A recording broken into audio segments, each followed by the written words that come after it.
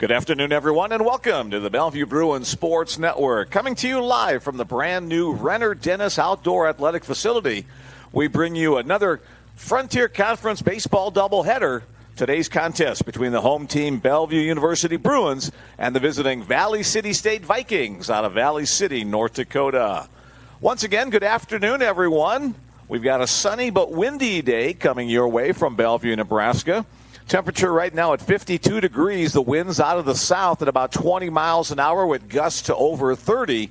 That means the ball's going to be blowing out to left field today here at the new ballpark. The Bellevue Bruins, the number 4 rated team in the NAIA, and according to the latest coaches poll, the Bruins 23-3 on the season, a perfect 4-0 in conference play after defeating 4 different conference opponents last weekend in Sioux Falls, South Dakota. The Bruins on an 11-game winning streak. Bellevue has won 22 out of their last 23 games on the season. Today's opponent, the Valley City State Vikings, 14-11 overall. They went 1-3 in that conference preseason tournament last weekend in Sioux Falls, including dropping a game to the Bruins, the final game of that weekend. The Bellevue Bruins hitting the ball well and with power. The Bruins a .342 batting average, .434 on-base percentage, and a .561 slugging percentage. The Vikings, by contrast, hitting .289, .386 their on-base percentage, and .415 slugging. On the mounds, the Bruins doing a great job. 4.07 is the team run average, a 1.43 walks and hits per innings pitched. For the Vikings, their ERA about 1.7 runs per game higher. 5.81 is their ERA and a 1.58 whip. Fielding percentage, these two teams very equal. Bellevue 967 on the field, 965 for the Vikings. As you look down on the field, you can see the Vikings just finishing up their infield, outfield warm-ups. A 3-man umpiring crew heading out to the game to talk with Bellevue head coach Dwayne Monlix and Viking head coach Alec DeMaria. 16 years at the helm for Dwayne Monlix. His 25th year overall, 9 years at his alma mater, Dickinson State University. Prior to that, Dwayne is the 10th among active NAI coaches in terms of wins. So congratulations to him as he continues to move up the chart, putting up those victories. Alec DeMaria now in his 3rd year at the head coach of Valley City State. He's a product of the University of Mary in North Dakota. Let's take a look at the starting lineups for both teams. For the Vikings, leading it off and playing shortstop will be Hunter Logan. Batting second and playing second base is Cody Wheeldash. Batting third and playing first base is Alexis Velasco. The cleanup hitter for the Vikings is the catcher, Nick Sen. Batting fifth and playing left field is Caden Rosedeba. Batting sixth and playing designated hitter, Anthony Madsen. Batting seventh, the right fielder is Brady Papineau. Hitting eighth and playing third base is David Minnie. And batting ninth is center fielder Diesel Goya. On the mound this afternoon for the Vikings, Connor Martin. Very impressive strikeout record for Martin. We'll talk a little bit more about him as we get closer to the actual start of the game. For the home team, Bruins, number 4 rating. That's the highest the Bruins have been rated in the NAIA since at least 2017. The Bruins will send a familiar lineup out against the Vikings today. Leading it off for the home team and playing second base is Nick Gravel. Batting second and playing third base is Oak Held. Batting third, the first baseman, Carter Clairmount. The Bruins' cleanup hitter is the left fielder, Aiden Macaris. Batting fifth, the designated hitter, Dylan Holmes. Batting sixth, the catcher, Xavier Lerma. Batting seventh and playing shortstop is Mason Spellacy. Batting eighth, the right fielder, Anthony Lynn, recovering from being hit in the face in the last game. And batting ninth, center fielder, Jalen Ruffin. On the mound for the Bruins today, ace of the staff, Kenji Miller. So we should have a good pitching contest between Miller and Martin in today's opener. The first game of a 4-game set, 2 games today, 2 games tomorrow. This series was originally scheduled for a Friday-Saturday start, but pushed back a day because of Friday's cooler weather. So we're going to get a 60-something degree day today, 70-something degree today, less wind tomorrow as well. So the wind could play a part in today's contest. Any ball hit up in the air to the left side is going to have some carry. Anything hit down the right field line could blow back into fair territory in that direction. Kenji Miller, the starter for the Bruins today, he ranks number 16 in Bellevue University in terms of career wins. He's also 7th on the list in terms of winning percentage. Only 2 more wins for Kenji, and he'll make the top 10 in the Bruin pitching chart, led by Blake Crippen, who has the most wins during his career as a Bellevue Bruin. Get sauced on me, get sauced on 3. 1, 2, 3. Get sauced. Come on.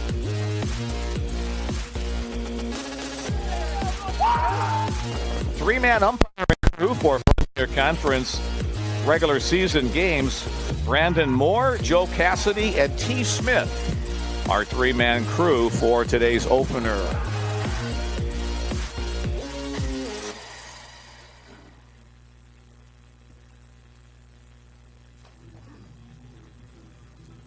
Let's do a little comparison of the starting pitchers today for the Bellevue Bruins. Kenji Miller, a 5-win and 1-loss record on the season, a 3.98 earned run average for Kenji.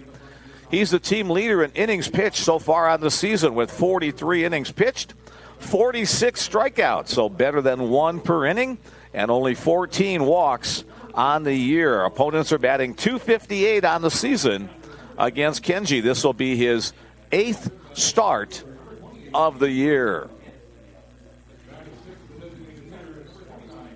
For the Valley City State Vikings, Connor Martin will draw the start. Martin, a 4-win, 2-loss record on the year, a 4.53 earned run average. This will be his 9th start of the year. He has thrown 43 2/3 innings on the season, and in a very impressive 66 strikeouts on the season. That's tops by quite a bit of any pitcher in the Frontier Conference. 66 strikeouts, 29 walks. So a little bit better than a 2-to-1 average strikeouts to walks. Opponents are hitting .214 on the year, so both teams will have a tough challenge in today's opener against the pitchers that they will face.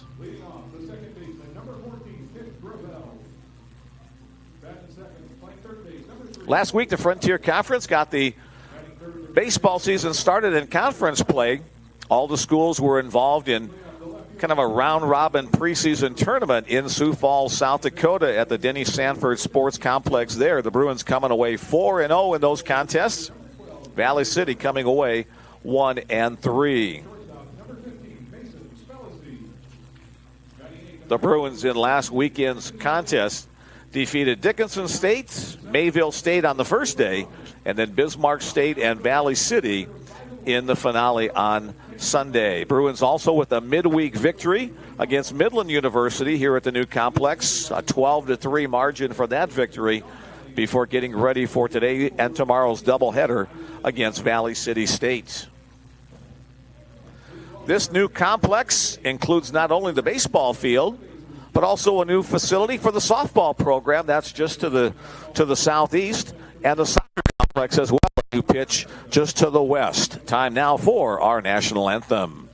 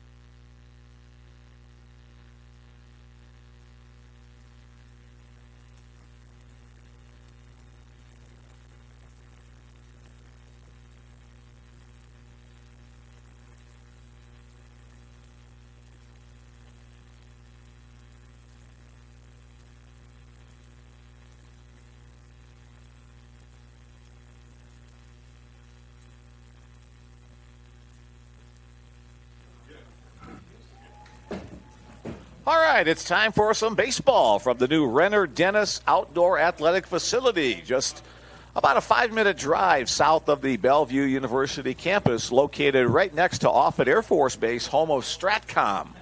For the United States Air Force, we may be seeing planes taking off and landing throughout the course of today's doubleheader.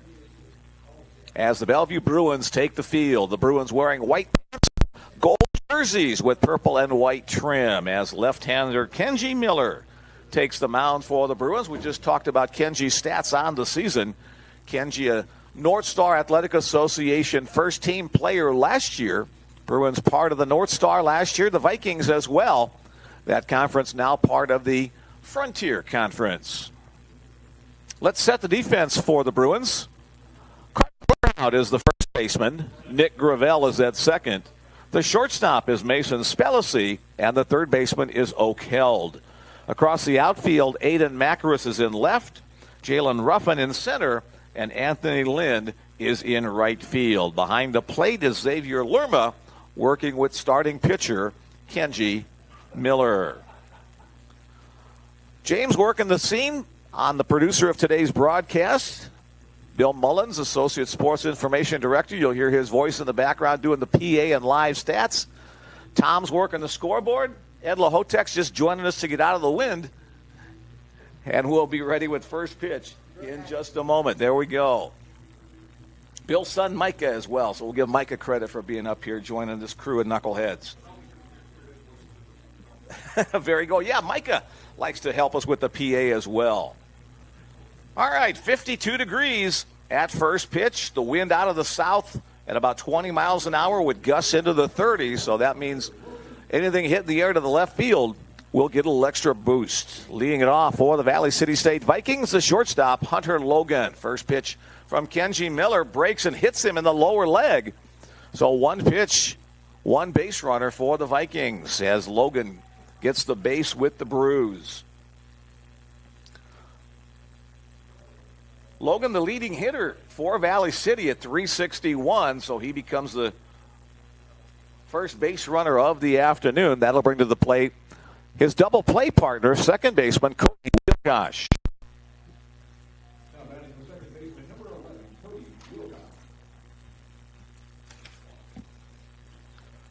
Miller comes set at the shoulders, looks over to first and delivers home, and back-to-back points as that one gets a piece of Cody Wilgosh. So not the start that Kenji wanted to have. Probably not the start that Logan and Wilgosh wanted either, as they take one off the body, but they become base runners at first and second.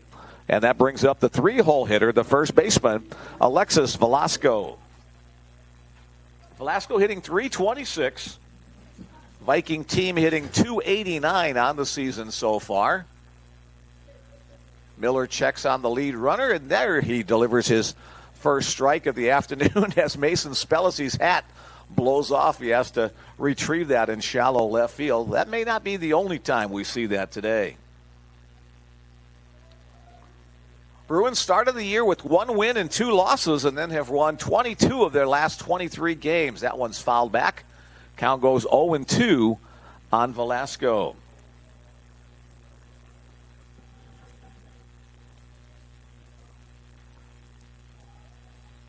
Thanks for joining us. Game number 1 of this 4-game set. Doubleheaders both today and tomorrow. The set, the hold, and the pitch blocked up by catcher Xavier Lerma. Lerma and Miller, the battery for the Bruins today. 1 ball, 2 strikes to count on Velasco. Velasco, the team leader in doubles, has 12 on the season in just under 100 at-bats. Miller tries to go away, too far away, 2-2 the count. Not a cloud in the sky. A few airplane contrails, but that's about it. The rest of the sky, a nice shade of blue.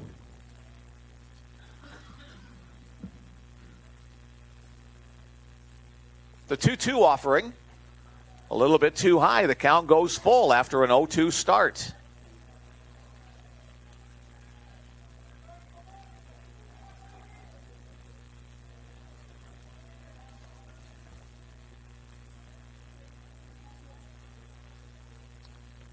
Miller's 9th start of the season. Popped up to the left side. Shortstop going out. Left fielder Aiden Macaris coming in. He'll take charge. Makes the catch as he loses his hat. Covered a lot of territory for the first out. Might have been an infield fly situation without the wind, but the wind just kept carrying it deeper and deeper. Both Macaris and Ruffin, the center fielder, giving chase. And it's Macaris with the catch. Here's the Vikings cleanup hitter, the catcher, Nick Sen. Sen, 325. Miller, the long hold. First pitch, down low, ball one. The face of Brutus the Bruin staring up at you from behind home plate.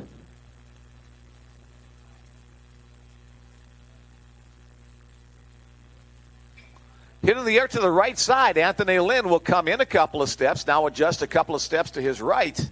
He'll make the catch and get the ball in quickly to hold the runners at first and second. So 2 hit by pitches to start the game. 2 flyouts to corner outfielders. 2 on, 2 out for left fielder Caden Rosedeba.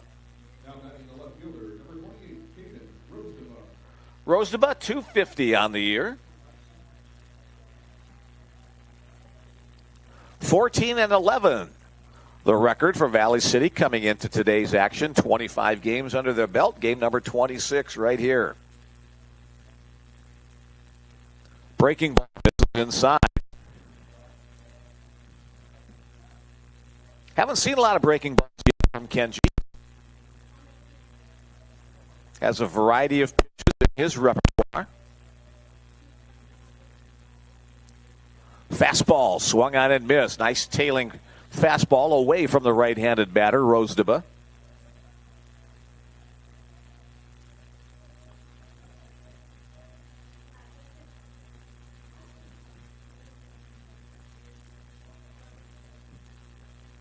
Rosedeba awaits the next pitch.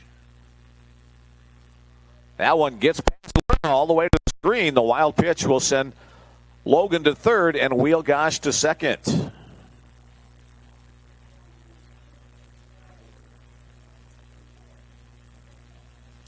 Xavier just couldn't quite get in front of that one to make the block.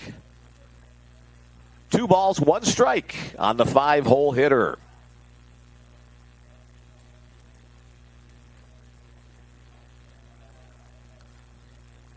Now 3-1 the count.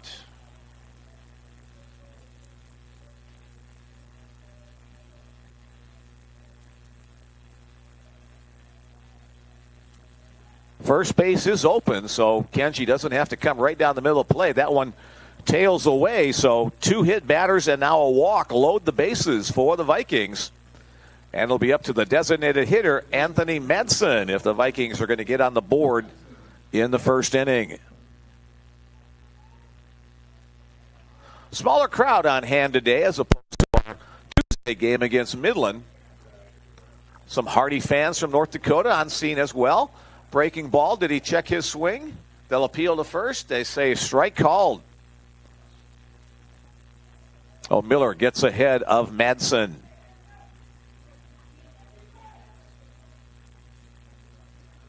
Madsen, 367 average on the year. He's played in 13 of the now 26 games for Valley City. That one fouled back. Count goes to 0-2.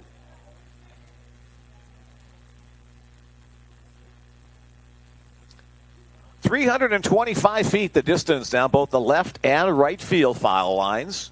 372 to both power alleys and 390 to straightaway center field. Miller will step off his first disengagement.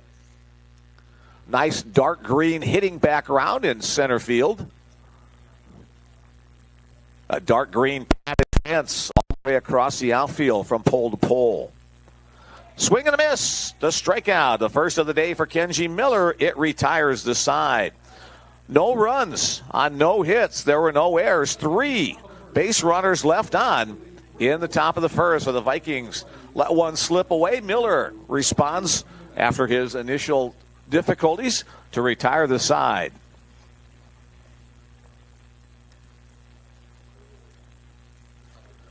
Valley City Vikings take the field behind southpaw Connor Martin. Let's set the defense for Valley City. On the infield, Alex Velasco is the first baseman. Second baseman is Cody Wheelgosh. The shortstop is Hunter Logan, and Devin Minnie is at third. Across the outfield, Caden Rosdeba, the left fielder. Diesel Goya is in center, and the right fielder is Brady Pepino. Behind the plate, Nick Sen, the catcher. He'll be receiving the offerings from southpaw Connor Martin. As we mentioned in the open, Martin, the top strikeout pitcher in the Frontier Conference. In 43-plus innings, he has struck out 66 batters. 4-2 record, a 4.53 earned run average. Connor Martin and fellow pitcher Takeo Cookson, identical 4-2 records on the year at the top of the rotation for the Vikings.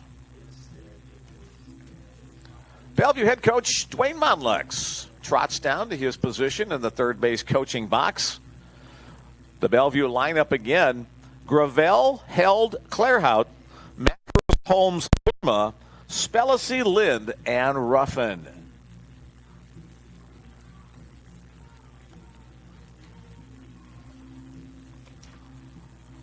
These two teams met a week ago in Sioux Falls, South Dakota. The Bruins coming away with a victory, a 12-3 Bellevue victory. Bellevue had 12 runs on 12 hits and 2 errors. Valley City 3 runs on 4 hits. They committed 4 errors in that contest at the Sanford Sports Complex in Sioux Falls. All right, starting it off for the home team, second baseman Nick Gravel. Gravel tops on the Bruins squad with a .424 batting average. The Bruins hitting .342 as a team. First pitch in this lefty-lefty matchup. Fastball over the outer half, strike one called.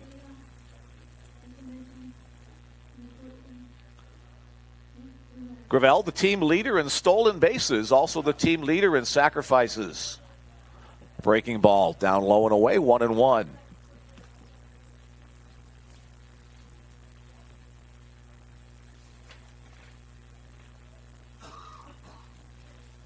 The 1-1, pop foul behind the third base dugout, out of play, 1-2.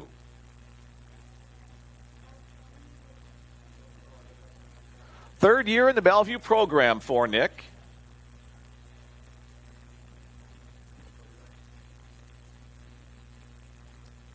Here's the 1-2. Upstairs, 2-2. Good discipline by Nick. We play the United States national anthem before all the ball games. We may have to start playing the Canadian anthem as well. There's a whole host of Canadians, Gravel included, on the Bellevue roster. Upstairs, once again, count goes full. Valley City State, a whole complement of Canadian players as well.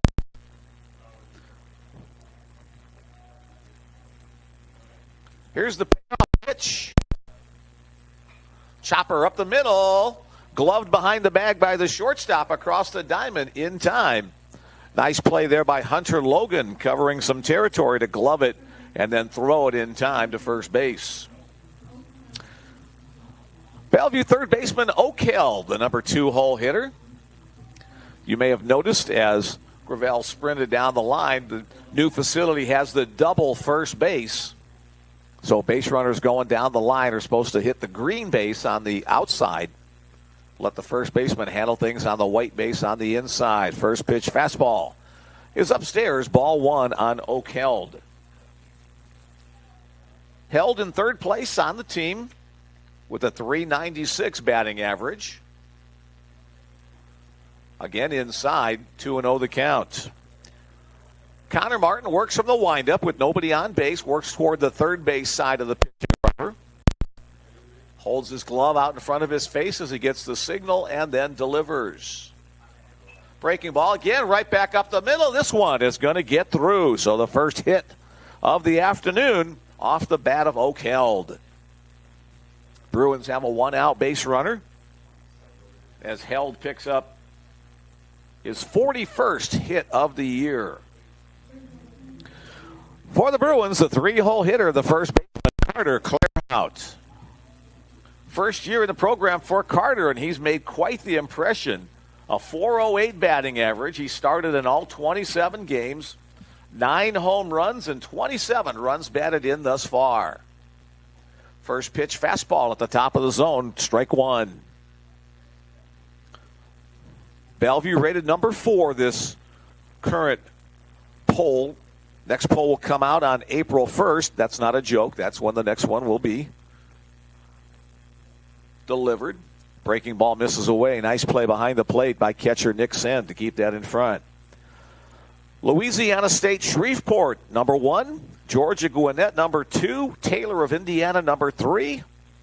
And then your home team, Bellevue Bruins, number 4. The set at the belt and the pitch. Swung on and missed. A little slider that time.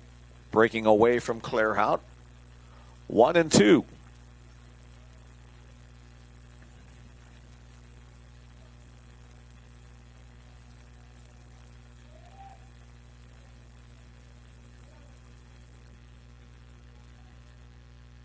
Throw over to first base, and that one gets down past first baseman down the right field line. Held at second. He's going to try to stretch it to third, and he will make it standing up. A lot of room in foul territory at the new Renner Dennis Sports Complex. So the E1 on the throw allows Oak Held to advance all the way to third.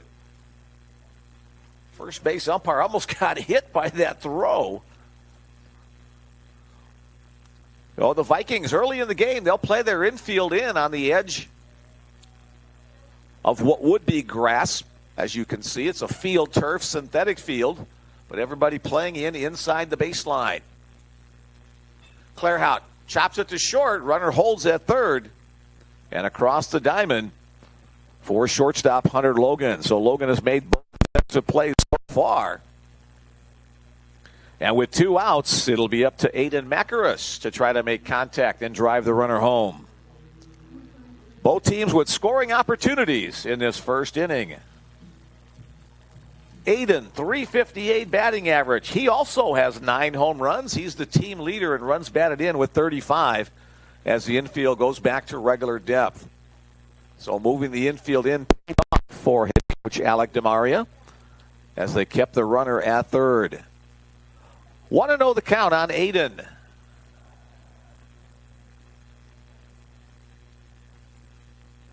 Fastball down low with an open base. I would imagine Mark's going to work very carefully here to the Bruin cleanup hitter.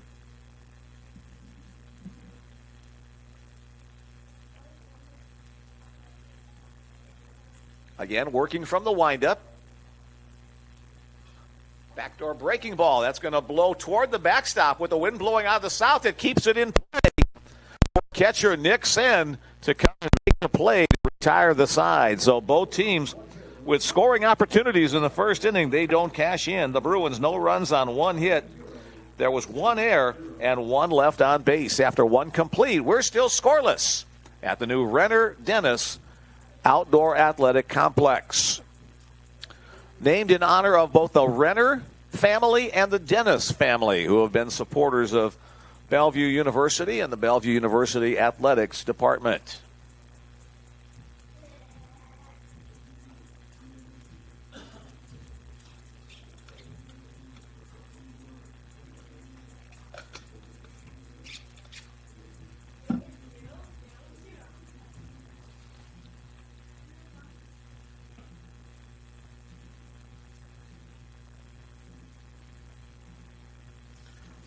Bellevue has dominated the all-time series between these two schools. Bellevue leads the all-time series 31 wins to only 2 losses.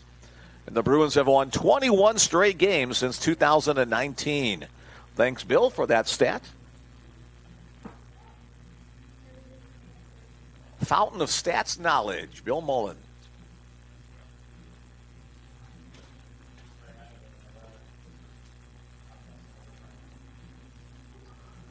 It'll be the bottom third of the order in the top of the second inning for Valley City. Minnie and Goya, the first 3 scheduled to face Bruin southpaw Kenji Miller.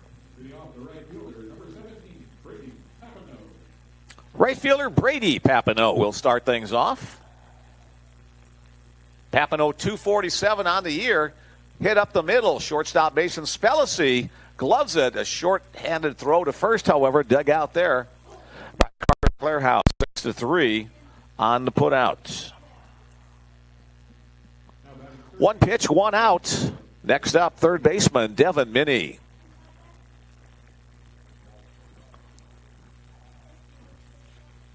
Minnie 200 on the year in now 15 games of action. Change up. Strike one call. A little up in the zone, not exactly where you want to leave the change up, but it early in the count for the strike call.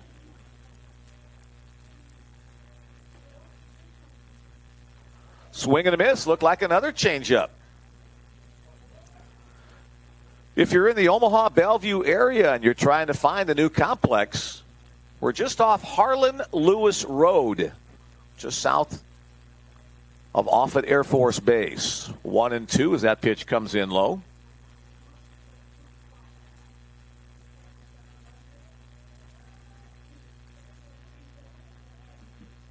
Miller will work exclusively from the stretch. He'll stop at the shoulders, tries to hit the outside corner, but it fades out of the zone. 2-2 on Minnie.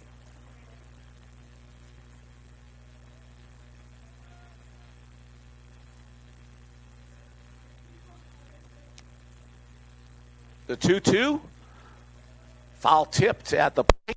Minnie stayed alive as Lerma couldn't quite hold on to that foul tip.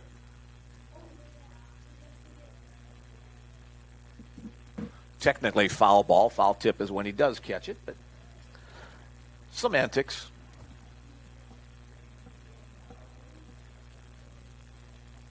Again, the 2-2. Again, the changeup fades away from the right-handed batter. The second strikeout of the game, both of them swinging for Kenji Miller. Kenji has now struck out two of the last three batters. With two away, 9-hole hitter, center fielder Diesel Goya steps to the plate.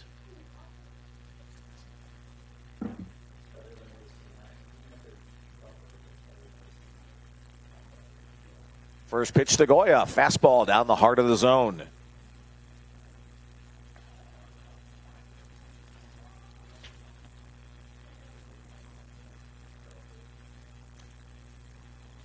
Goya hitting .325, so a good average out of a 9-hole hitter. Breaking ball comes in low, 1-1. Goya has played in 24 of the 26 games for Valley City. Fastball just misses, now 2-1.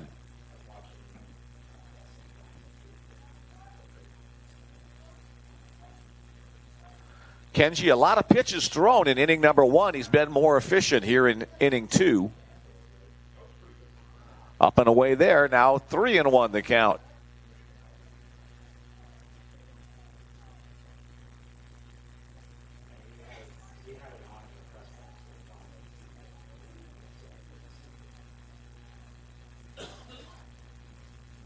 Gust of wind. Swing and a miss. Full count. Bases empty, 2 outs. We're in the top of the second inning of this scoreless game so far.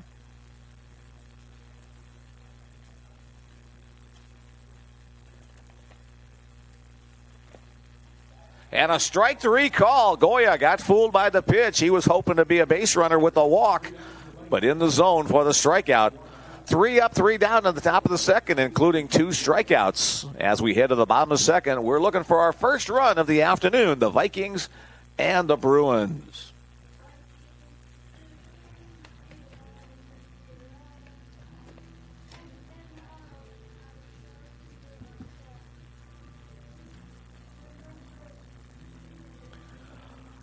Just the second game of the year here at the new Renner Dennis Outdoor Athletic Complex. Midland University faced off against Bellevue back on Tuesday in the first game here. Bruins coming away with a 12-3 win. Carter Clarehouse got the first hit at the new ball field, a 2-run home run to get Bruins off to a good start. Bruins only with one other home series this year. That was way back in mid-February the University of Science and Arts of Oklahoma came to town. That was at Brown Park, historic Brown Park, where the Bruins have played their games the last 7 or 8 years. From here on in, this becomes the new home field for the Bruins.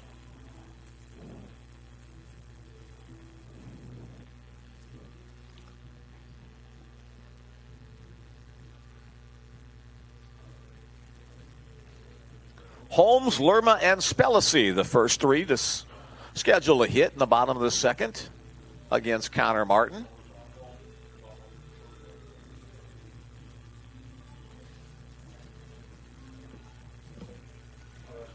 Here's the DH for the Bruins today, Dylan Holmes. Dylan's hitting a very good .346 on the year for Bellevue.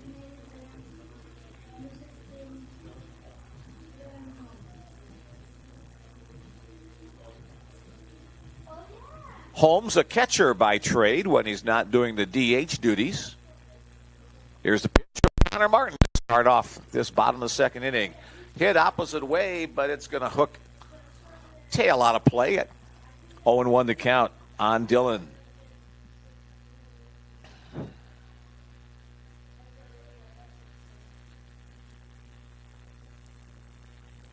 Martin again from the windup. Down low.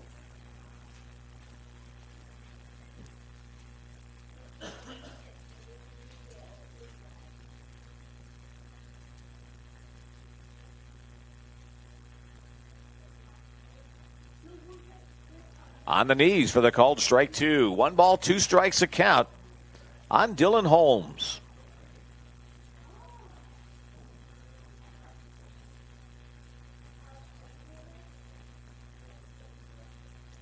Lays off that high fastball to even the count at 2-2. Dylan Holmes and Xavier Lerma providing a solid catching duty for the Bruins. We've said Logan Grant's name for the last 3 years as the Bruins catcher, the NAIA All-American.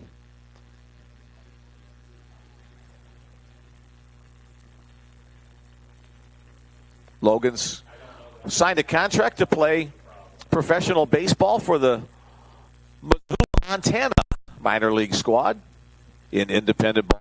Now goes 3-2 on Dylan Holmes.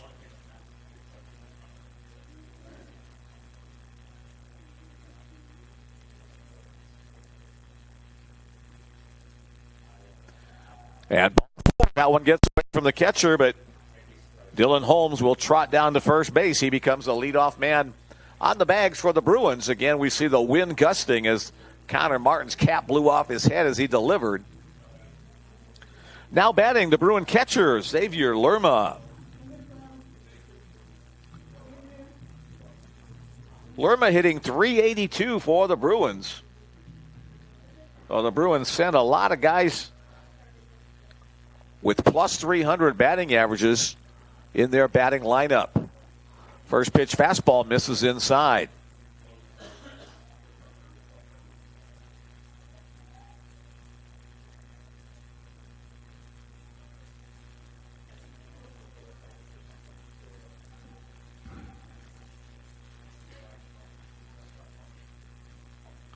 Again missing inside with the fastball. Well, Lerma ahead in the count.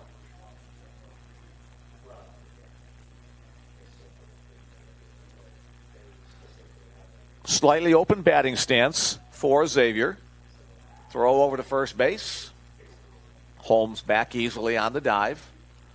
Assistant coach Richie Moore occupying the first base coaching box. Dwayne Modlick's the head coach over at third. Short lead at first.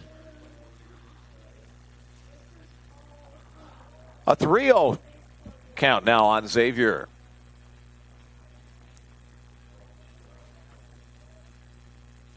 So Martin having a little trouble with the zone. Walking Holmes now 3-0 on Lerma. He'll be taking all the way here. And that pitch misses up high. A 4-pitch walk puts runners at first and second. For shortstop Mason Spellacy. We'll have a courtesy runner at first base.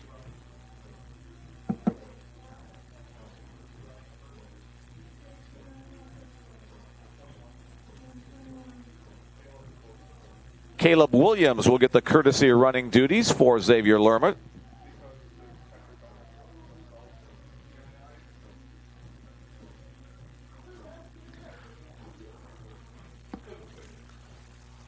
First mound visit of the afternoon for Valley City.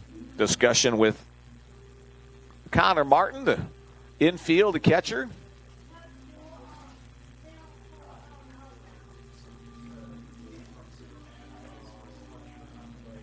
Here's the Bruins shortstop, Mason Spellacy. Spellacy just under that 300 mark, 299. One of three Bellevue players who have played in all 27 games for the Bruins this year. Down low, ball one. I believe that's now 7 consecutive balls for Connor Martin. Steps off to the side of the rubber to concentrate for a moment. Now he's back to work. Comes set at the belt, looks the runner back at second. Here's the pitch home. And there's a strike called on the knees. 1-1 to count on Spellacy. Looked like Mason was taking all the way. Wind continues to blow, steady at 20 miles an hour with gusts into the 30s. You can see it whipping against the jerseys of the players and the umpire and crew. Showing bunt. Puts it up the first base side. And the tag is applied by the first baseman, Alex Velasco. So the runners do move up, a sacrifice for Spellacy. That'll bring to the plate Bellevue right fielder Anthony Lind. If you were with us on Tuesday night's broadcast, Anthony in his first at-bat took a pitch just to the side of the face guard on his helmet. Got hit in the nose and cheek. Had to leave the game, but he's back in action today. Breaking ball on again. The Vikings will bring their infield in with one out. Bellevue with 2 runners in scoring position. Lynn wants to make contact here to the outfield. Stays off that outside pitch, 2-0.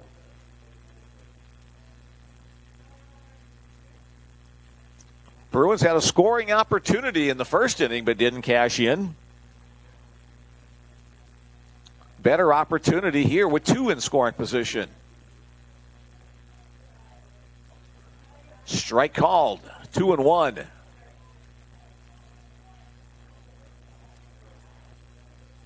Bruins a team that's not afraid to suicide squeeze, but usually early in the game you don't go to that. That's more of a latter innings. But here it comes early on, and the Bruins deliver. Lynn puts it down up the first base side. Here comes the second runner to the plate, and he too will score. Holmes, the first runner in, and then Caleb Williams, the courtesy runner, coming all the way around from second base. So a 2 RBI sacrifice bunt. Credited to Anthony Lynn. Some great base running by the Bellevue Bruins. So aggressive base running as Dwayne Monmouth wheeled Williams around from third. Holmes, a great job. He was 2/3 of the way down the line when contact was made at the plate by Lind. So now 2 outs, and the base is empty. And the batter is center fielder Jalen Ruffin. A little exciting baseball here in the bottom of the second inning. Ruffin, 324. On the year, has a big swing, but comes up empty. 1-1 now the count.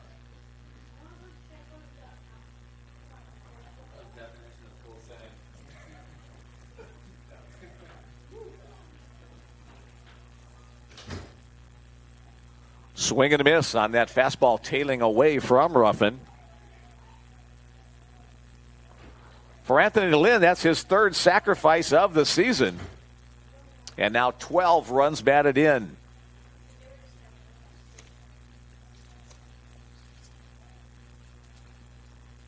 Martin looks in for the sign. Up and away.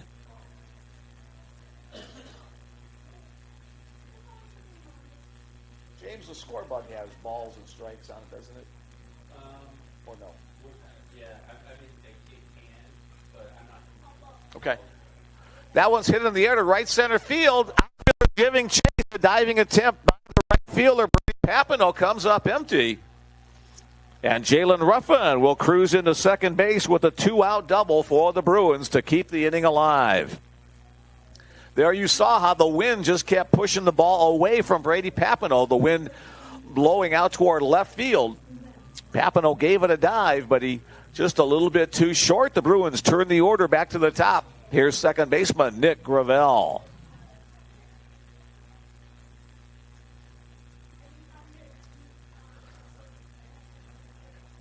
Gravel, a ground-out victim, his first time up today.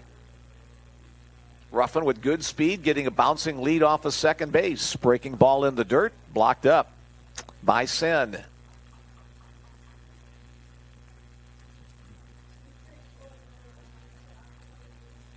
We've added a few more folks to our attendance total this afternoon as the game has gone on. Coming right back our way on the foul ball, 1-1 to count.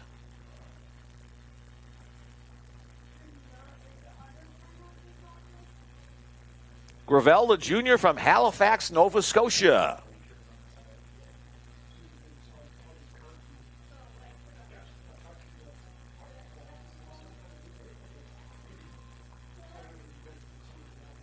Gravel shows bunt. As that pitch comes up way high.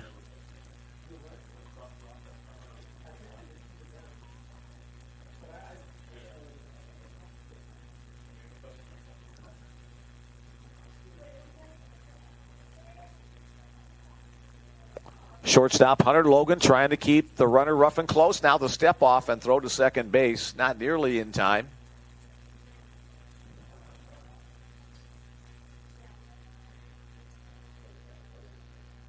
We have soccer action going on this afternoon as well on the field just to our west. Upstairs. 3-1 now the count on the Bruins leadoff hitter, Nick Gravel. Softball in action this weekend at Mayville State up in North Dakota. Actually playing their games in Fargo. Inside, Gravel will draw the walk. Okay. That game will start in about 15 minutes or so.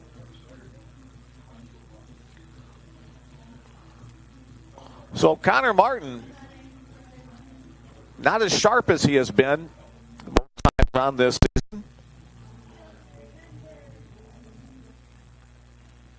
It's the third walk he has given up already.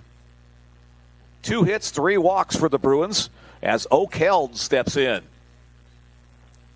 Missing inside, a little slider.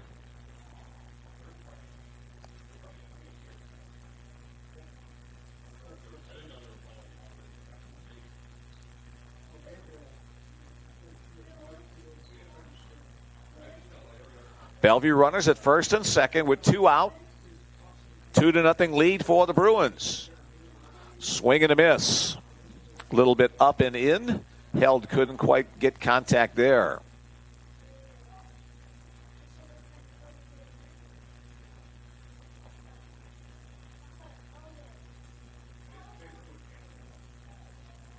Martin the set, the look, and the pitch. Runners going. That's hit in the air to the right side. Papineau out there continuing to move towards center field, playing with the wind, and he will glove it to retire the side. Held gave it a pretty good ride out there, but it caught out there by Brady Papineau. 2 runs on 1 hit. There were no errors and 2 left on base to complete. The Bellevue Bruins 2, the Valley City State Vikings 0.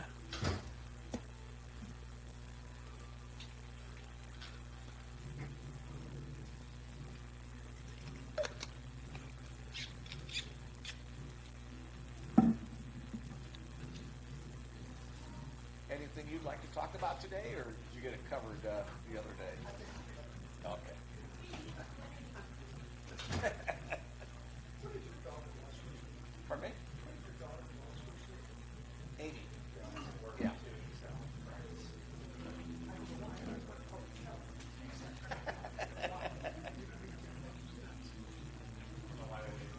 She won't mind.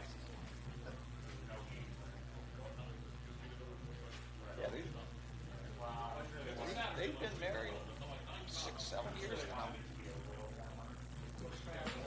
Yeah, our grandson's 3, so just doing the reverse math. Just about ready to start the top of the third inning. It'll be the top of the order for Valley City. Shortstop Hunter Logan will lead things off. He was hit by a pitch on the very first pitch of the game. Got as far as third base, but no further, as the Vikings looking for their first run and looking for their first hit of the game as well, as Kenji Miller back to work. Fastball fouled back to the net. Karams back to catcher Xavier Lerma.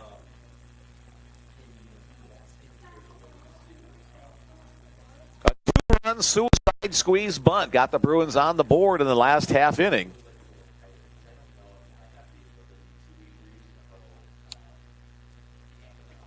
Fastball on the outside black as Kenji loses his cap. I think that's the second time today, so we should keep track of the number of times that happens as well.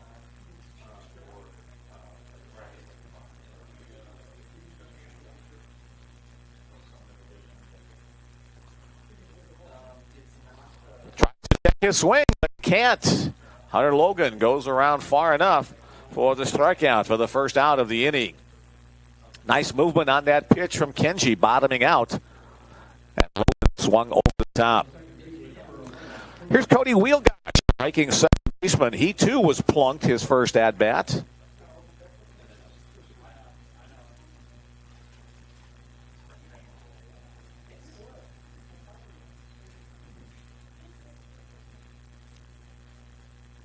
Lefty-lefty matchup. Wheelgosh shows back as the pitch spins outside.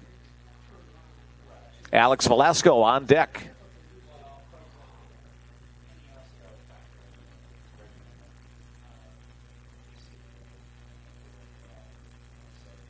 Breaking ball, and miss.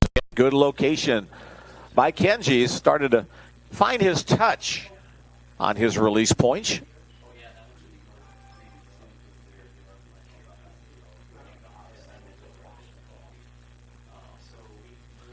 Foul ball over in front of the first base dugout. Hey, one of the things that we like to do at the Bellevue Sports Network is we invite you to be part of our broadcast. Been a little tardy of getting that number out there. Bellevue fans, you have it. Valley City fans, we invite you too. We'll give it to you after this pitch. Fouled off the front foot of Wheelgosh.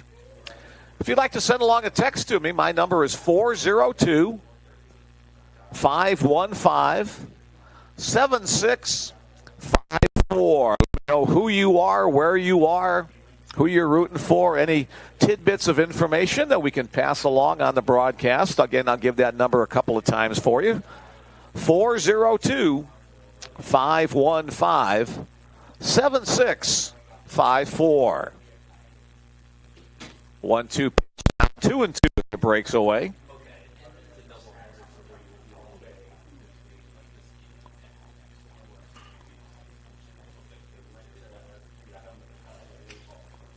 Wheelgosh, a junior from Manitoba. Swing and a miss. Sharp breaking ball. A sweeper from Kenji Miller, the second strikeout of the inning. And now 5 strikeouts on the game for Kenji. Kenji averages just over 1 strikeout per inning on the season. Next up is the 3-hole hitter, first baseman, Alex Velasco.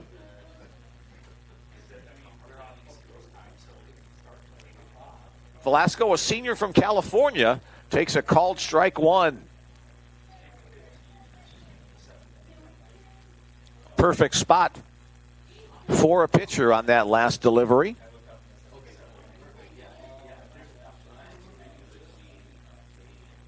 That pitch a little bit too tall.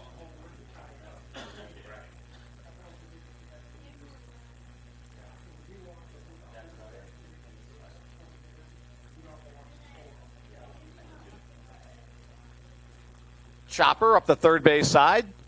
Handled there. Throw across the diamond. Oak-Held makes the play for the Bruins. And it's a 1-2-3 top of the third inning. Second consecutive 1-2-3 inning.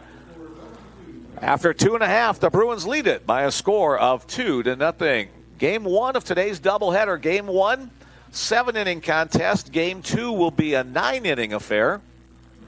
There is no 10-run rule in the 7-inning contest. The 10-run rule could take effect in the 9-inning contest after 7.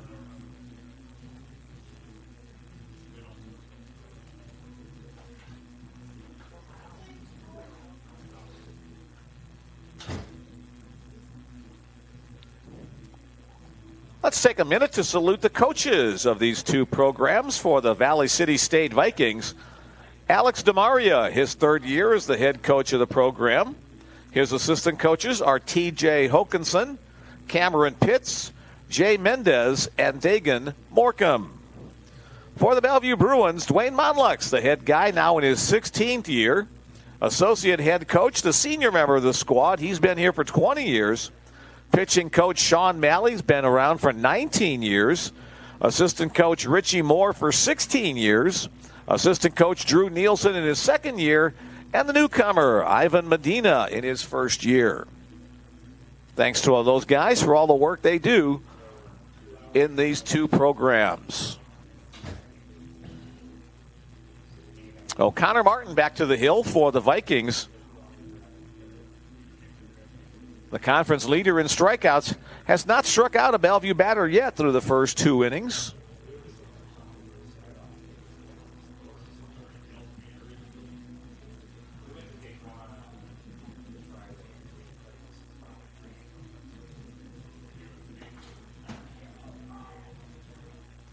Leading off the bottom of the third inning for the home team is first baseman Carter Clairhout. Out his first time up today.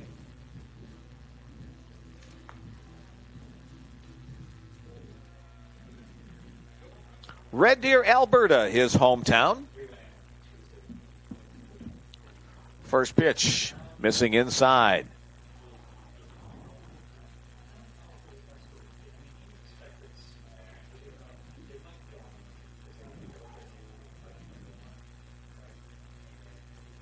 Swings and misses at that slider outside.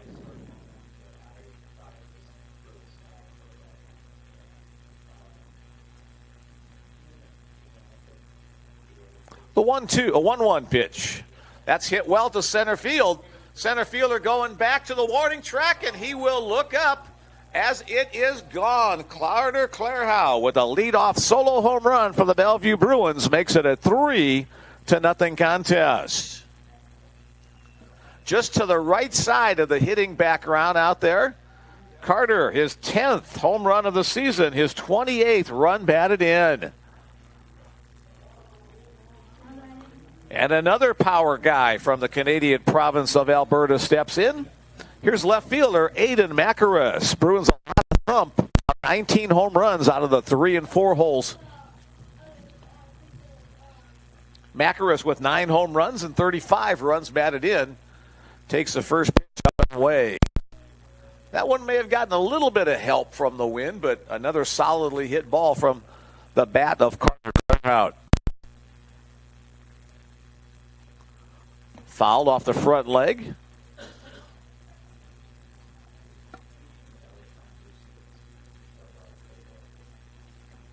Again, that text message number, if you want to join us via that route this afternoon, 402-515-7654. Swing and a miss. Foul tipped into the glove of catcher Nick Sand. Now 1-2 the count on Macaris. Mick Krupski back behind the microphone with you. This is my 18th year of covering Bellevue baseball. Also Bellevue volleyball and basketball. Changeup down low. Macaris does not chase. 2-2 the count. Okotoks, Alberta. His hometown. Fastball fouled out of play opposite way.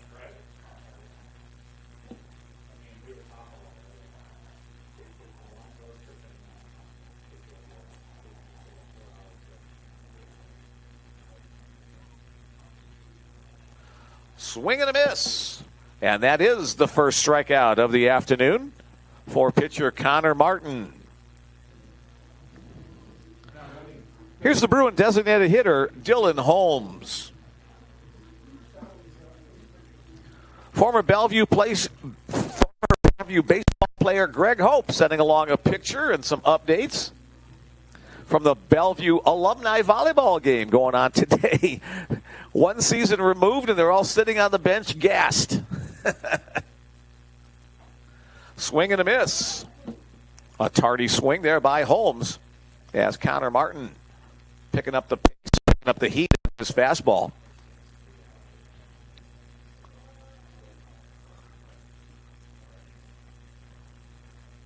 Down low. Greg also references the George Jones song about not needing a rocking chair, Geritol, or Medicare. Thanks, Greg. A long look in for the signal. And now Martin has the sign he wants. Misses up and away. Holmes walked his first time up, scored the first run of the game on that suicide squeeze that resulted in 2 runs for the Bruins. Backdoor breaking ball just misses. 3-1 hitters count for Dylan Holmes.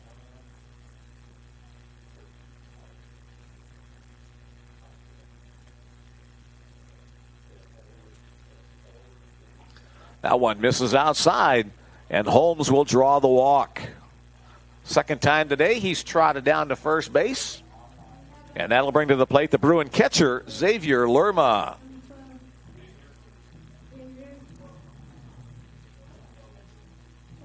Lerma from Muscatine, Iowa, started his college career at Iowa Western Community College.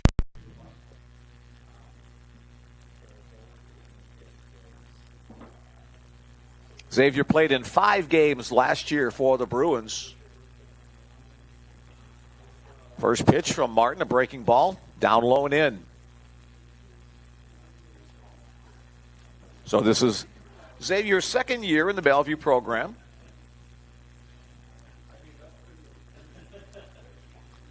Swing and a miss. Good fastball from Martin. Bruins up 3-0. A 2-run suicide squeeze and a solo home run from Carter Clairhout account for the 3 Bruin runs. Popped up to right center field. The wind's going to blow that more towards center. Settling underneath it is the center fielder Diesel Goya. He'll make the catch for the second out of the inning. That'll bring up the shortstop, Mason Spellacy. Mason had a sacrifice bunt to move 2 runners into scoring position ahead of Anthony Lynn's suicide squeeze.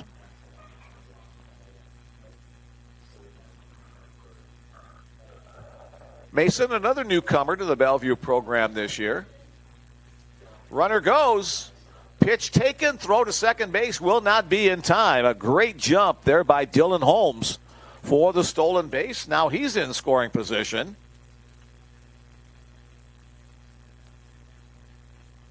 For Holmes, that's his second stolen base of the year.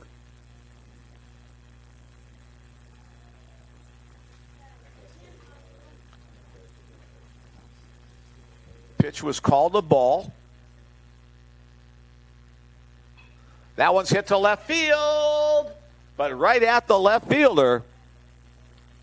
Caden Rosdeba only had to move a couple of steps to his right to catch that line drive off the bat of Mason Spellacy and retire the side. 1 run on 1 hit. There were no errors and 1 man left on base. 3 innings in the book. The Bellevue Bruins 3, the Valley City State Vikings 0.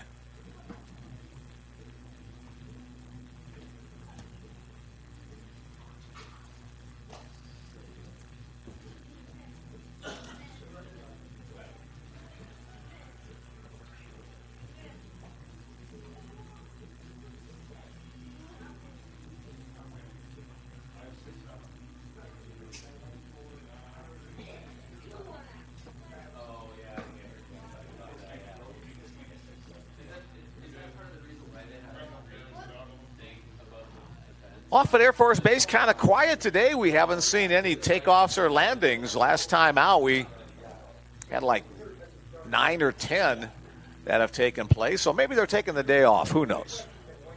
Kenji Miller back to the mound for his 4th inning of work. He's gotten stronger as the game has gone on. Kenji has struck out 4 of the last 6 batters that he has faced. He'll be looking at the middle part of the Valley City order in the top of the 4th inning.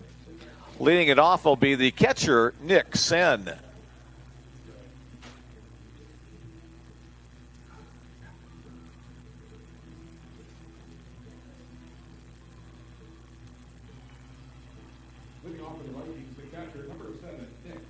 Sen flew out to right field, his first at-bat today. A junior from Visalia, California. Strike called on the knees. Sen probably not agreeing with that call. He'll step out, now back in. Breaking ball. Just grazed the jersey of Sen. If you're going to get hit by a pitch, that's the way to do it. The 3rd time today that a base runner has reached on the hit by pitch, the first 2 batters of the game, and now Nick Sen. And we'll have a courtesy runner coming on, number 26 for Valley City State. The courtesy runner is Merrick Yunker.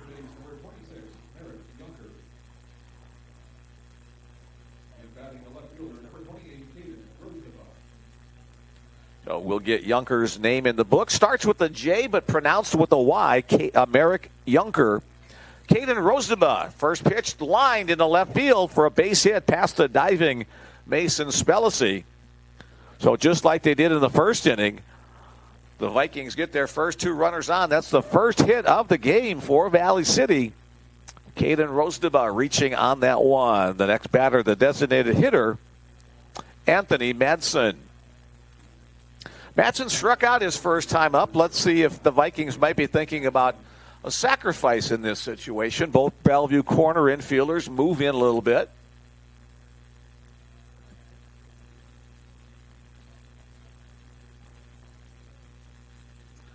No bunt showing. That pitch misses off the outside edge.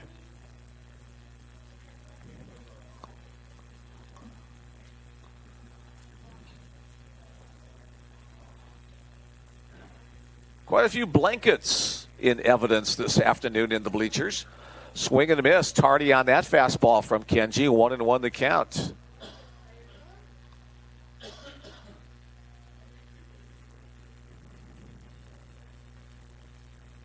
Madsen, the 6-hole hitter.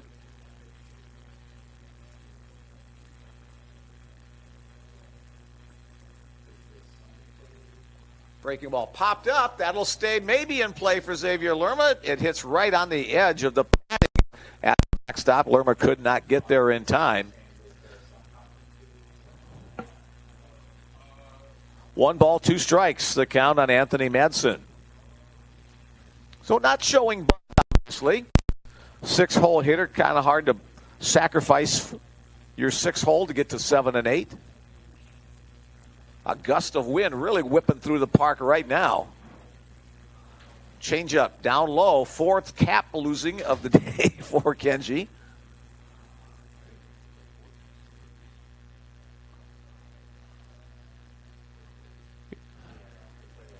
Again, if you weren't with us at the beginning of the game, temperatures are in the mid-50s, a bright, sunshiny day, but the wind has been a nuisance. In the 20s with gusts into the 30s. Up and away. Count goes full. Nobody out. Runners at first and second. Pitch up coming from Kenji Miller to Anthony Madsen.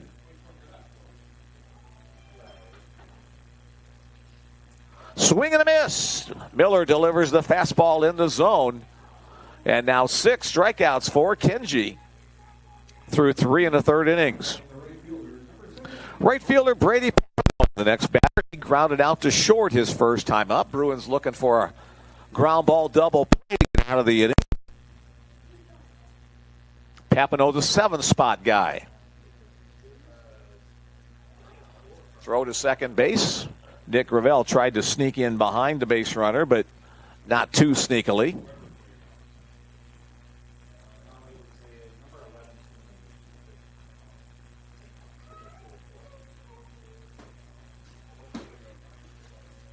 Back to a breaking ball in the zone.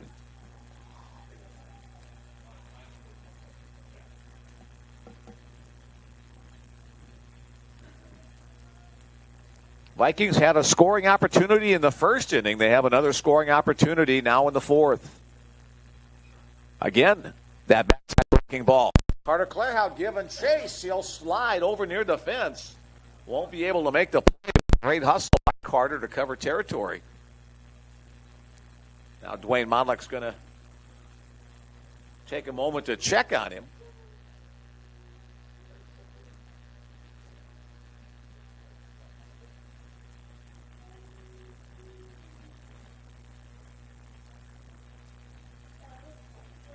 Got a pole in my way. Can you see? Did he cut himself or something? Maybe is there?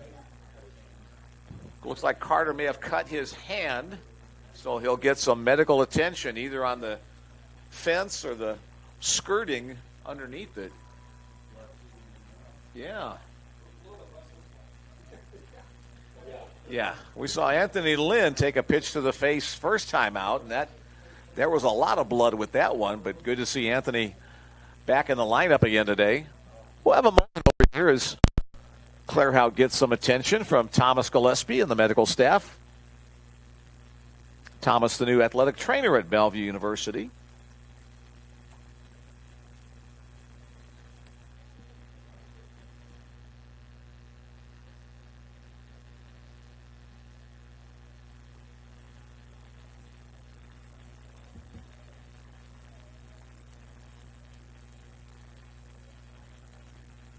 It looks like Carter may have some blood on his jersey as well. The first base umpire pointing something out there. So have to get the Clorox rag and get that taken care of as well.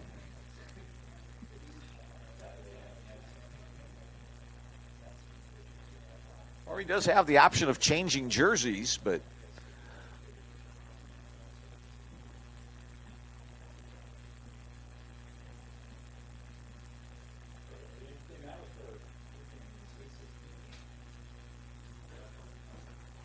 Kenji Miller playing catch with Oak held while the medical issue is being attended to.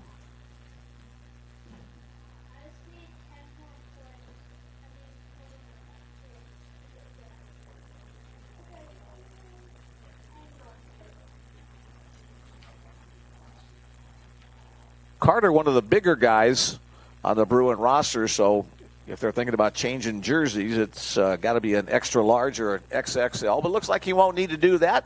They've got it all taken care of. Blood issue resolved, and we're back to the action. No balls, 2 strikes. The count on Brady Papineau. Vikings have runners at first and second. Only 1 out in the inning. Bruins up 3-0. Here's the pitch from Kenji Miller. Sailing up. Gloved there by Lerma.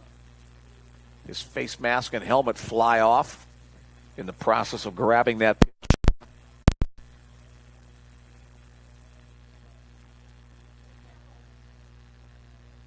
A hit by pitch and a single put the 2 runners on base. Chopper into the hole. Only play will be at first. And it's a bang-bang play and ruled safe at first. A single for Brady Papineau put runners on every base. Second hit of the inning. And that'll bring to the plate third baseman Devin Minnie. So Mason did everything he could on the play, but just hit perfectly in the hole. Had to go very deep. Bruins will play their infield at regular depth. Minnie, a strikeout victim, his first time up. That one's hit down the right field side. Carter Clairhout giving chase, can't make the catch. It glances off his glove in foul territory. Battling the wind and the sun. Right near the line, so ruled a foul ball by the base umpire out that direction. Minnie retreats to the batter's box.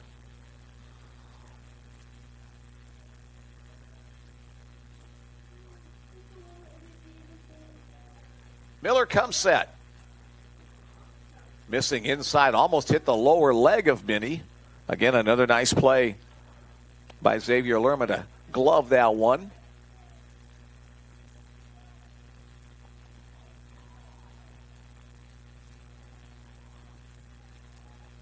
Bases full of Vikings. Strike called at the top of the zone, now 1-2. Middle infielders backing up every return throw from the catcher. That's good baseball. Very seldom will you see an overthrow, but they're there just in case. Here's the 1-2 delivery. That one's up and away. Minnie does not chase.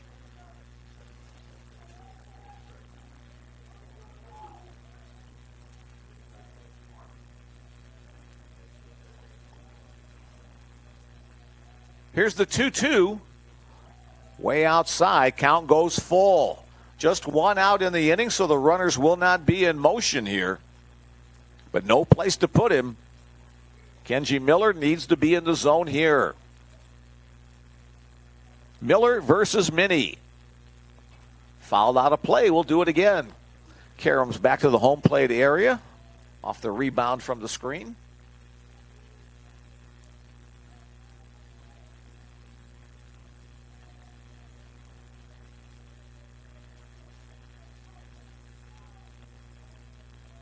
The set and the pitch. Again fouled opposite way.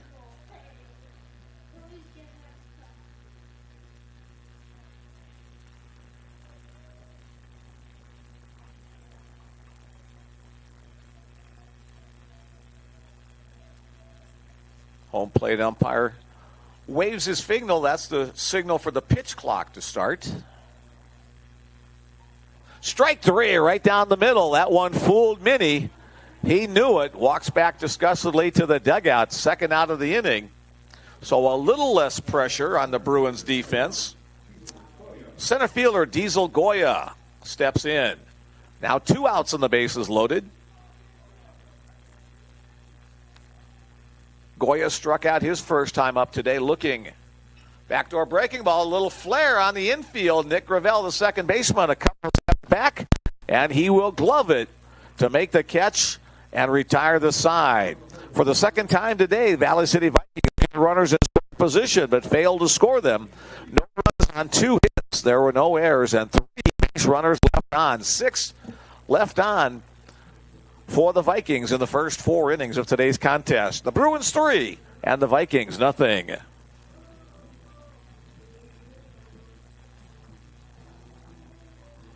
All right, we got a couple of texts in the queue here. Thanks for joining us today all the way from Hawaii. Aloha from Hawaii. Go Bruins. That comes from Mike Madariaga. Checking in on his son, a newcomer in the Bellevue program this year. Glad you're listening in. It's still morning out there in the Pacific. Reed, a right-handed pitcher. First year in the Bellevue program. Mike, thanks for joining us today. And we've got one more here. Porter Jorgensen watching the stream from home. Healing up 1 month post-Tommy John surgery. He says, go Vikes. Here's a fun fact. 4 Canadian and 4 California kids in the lineup today for VCSU. Porter, thanks for sending that along. We hope your recovery goes well. 4 Canadians and 4 Californians.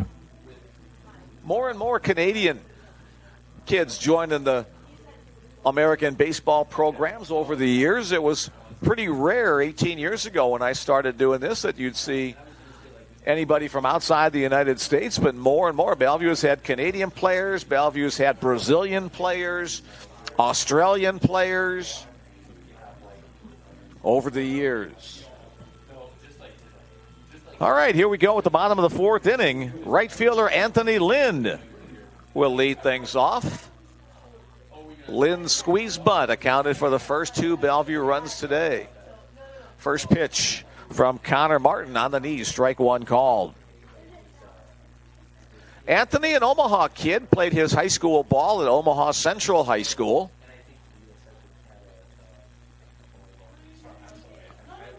He's been named on the first and second team North Star Athletic Association honor teams over his career. Fastball upstairs, 1-1. Make that 2-1.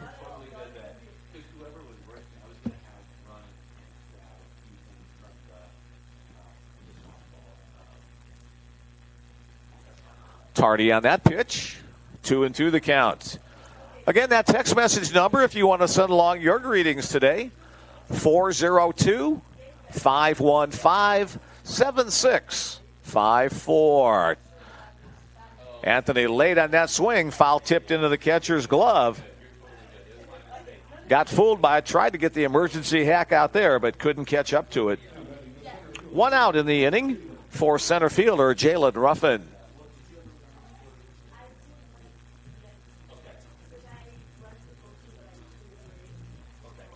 Jalen a double his first time up.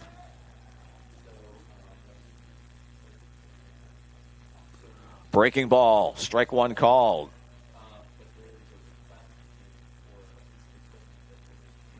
Jalen, another one of those guys in the 9-hole with a good batting average, like having a second leadoff hitter at the bottom of the order. That one's flared to the right side. Second baseman going back, right fielder coming in, and neither one can make the play. The old Texas leaguer for Jalen Ruffin as he becomes the one-out base runner for the Bruins, and back to the top of the order.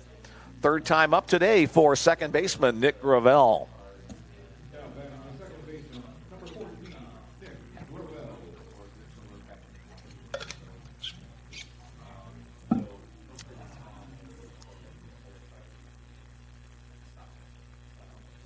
Lefty-lefty matchup. First to throw over to first base. Ruffin back in plenty of time. Jalen has 6 stolen bases on the year. Only has been caught once. Good lead. That lead foot past the green and brown cutout. Dive back.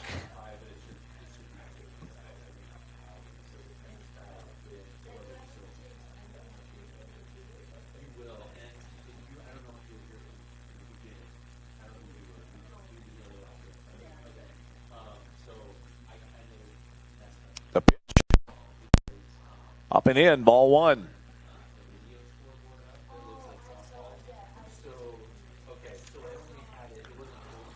Bruins a good team, also a pretty good running team. 46 home runs and 46 stolen bases on the year. How's that for symmetry?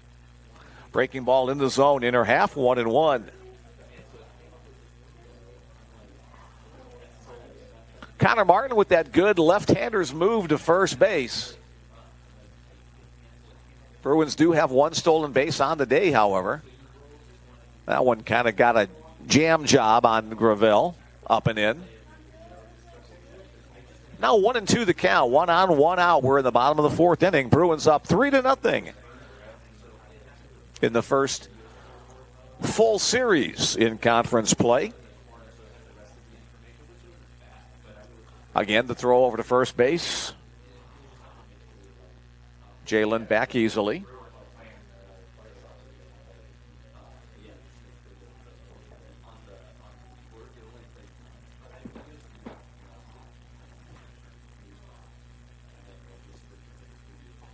Upstairs, 2-2.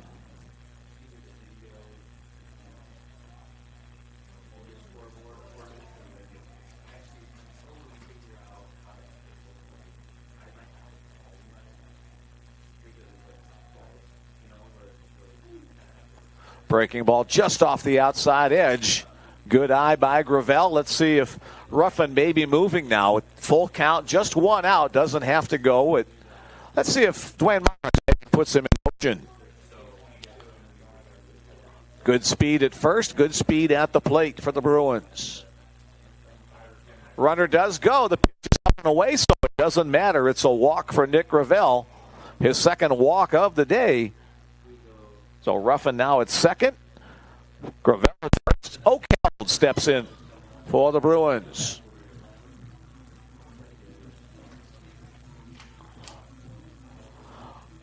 Junior out of Pullman, Washington.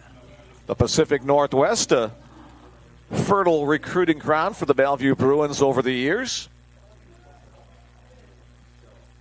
Washington, Oregon, Idaho. Backdoor breaking ball catches the outside corner. Strike one called.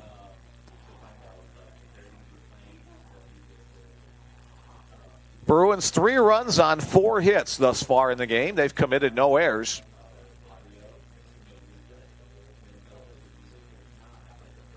That one's lined, but right at the second baseman, and a little bit of bad base running by Jalen Ruffin as he started to go. Nice play there by second baseman Cody Wielgosh to catch the line drive for the first out and then go over to second to retire the side. With the double play, the side is retired. No runs on no hits, or 1 hit. There were no errors and 1 man left on base. We're through 4 innings. The Bellevue Bruins 3 and the Valley City State Vikings nothing.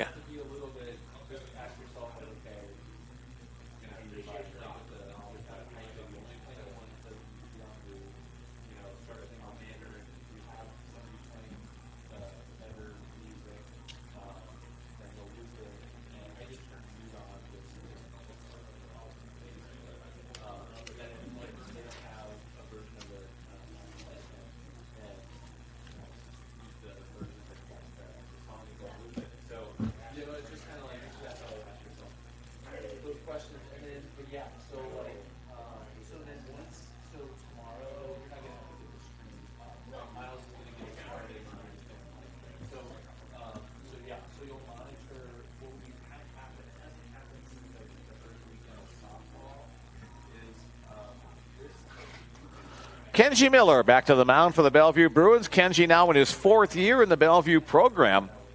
Last year he was a perfect 9-0, a 3.33 earned run average. Kenji started his college career at Everett Community College in Washington. Been a Bellevue Bruin for the last now 4 years. First man he will face, top of the order, shortstop Hunter Logan. Miller gets ahead.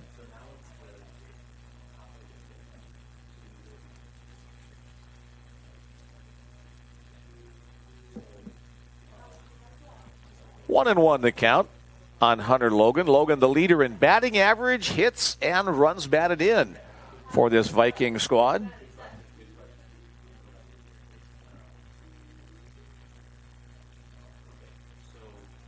Pitch upstairs, 2-1.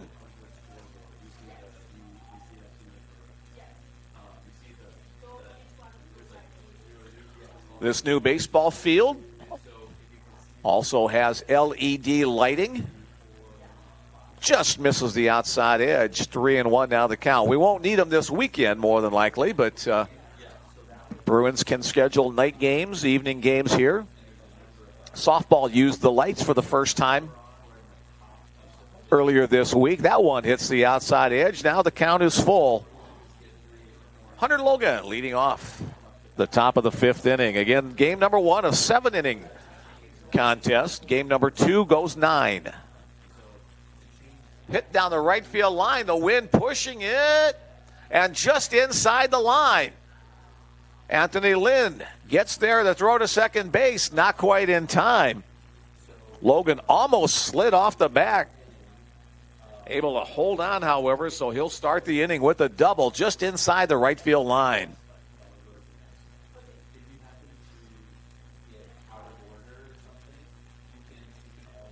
Eventually, plans are for a multi-camera setup here at the new complex, but for right now, we've got the single camera behind home plate.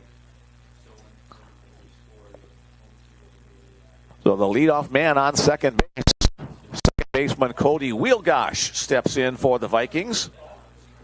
Hit by a pitch and struck out his 2 plate appearances today. Shows bunt, pulls it back as the pitch comes in the zone. Vikings trying to get some base runners. They've had 2 bases loaded opportunities in today's game, but have not pushed anybody across the plate.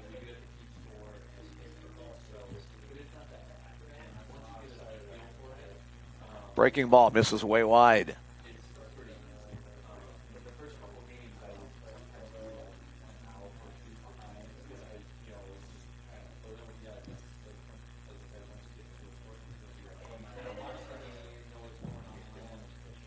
Kenji steps off.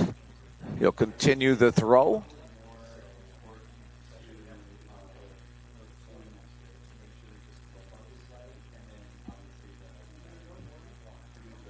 Another lefty-lefty matchup here between Wheelgosh and Miller. Chopped on the ground, first base side. Carter Clarehow gloves it and steps on the base. 3 unassisted for the first out of the inning. On the play, Hunter Logan advances to third. 1 out in the inning for first baseman Alex Velasco.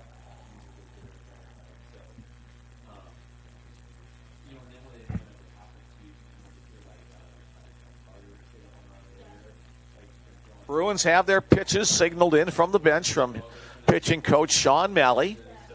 Kenji has the sign, and that hits the front thigh. The 4th hit by pitch today for Miller.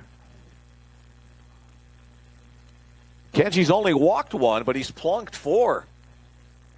So that'll put runners at the corners with 1 away for the cleanup hitter, Nick Sen, the catcher. Bruins will play double play depth up the middle. Ground ball to Held at third. He will try to hold that runner at third or possibly go for the double play. Depends which angle the ball is hit. To his glove hand side, he'll go for the double play. Sen up the middle for the base hit, and the Vikings are on the board courtesy of the RBI single from pitcher Nick Sen. 3-1 now our score as Hunter Logan crosses home plate. Miller left that pitch up in the zone a little bit. Courtesy runner Merrick Yunker will come on once again for the catcher. Second time he's been on the bags today, replacing Nick Sen. Runners at first and second. The next batter, left fielder Caden Rosdeba.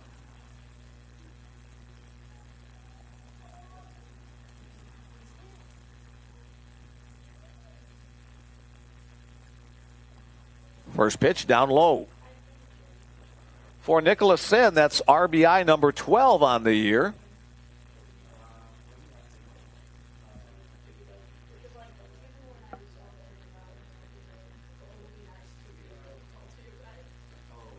Missing away, 2-0.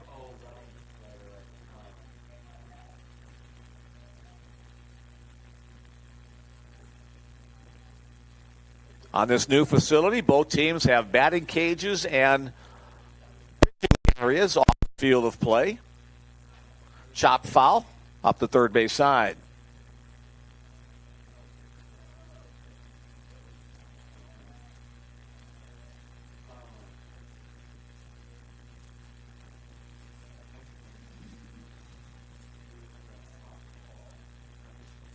Kenji comes set at the shoulders. Chopper to third. Chance for 2. Held, bobbles it. He'll take the sure out at third. Tough hop. That one came up off the chest of Oakeld. He did a good job of squaring that one up. He'll retire Velasco at third base. Yunker goes to second, and Rosdeba reaches on the fielder's choice. Designated hitter Anthony Madsen. Same situation with 2 base runners on, but now 2 outs in the inning. Madsen struck out both of his times up today. Kenji Miller hoping for the trifecta.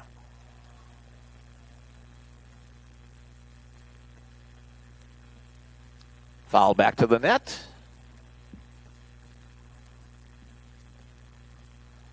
Dwayne Monlick's ball shagging duties as well as head coach. Dwayne likes to stand right at the front side of that dugout, so he's close to the field of play.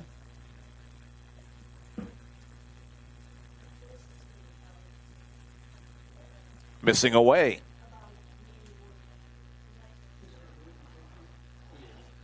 1 ball, 1 strike. 2 on, 2 out. 3-1. Bellevue on top.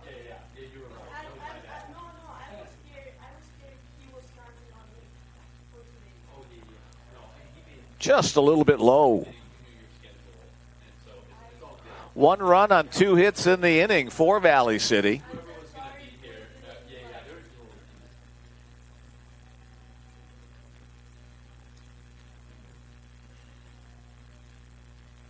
Swing and a miss on the changeup. Bottom dropped out of that one.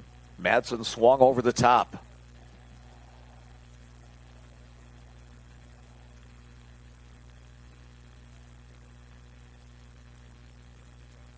Again, the wind gusting to over 30 miles per hour, blowing out to left field.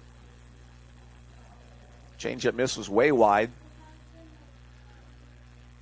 Full count, 2 outs. Base runners will be in motion. So a ground ball will more than likely have to be played at first base. Runners will get a head start.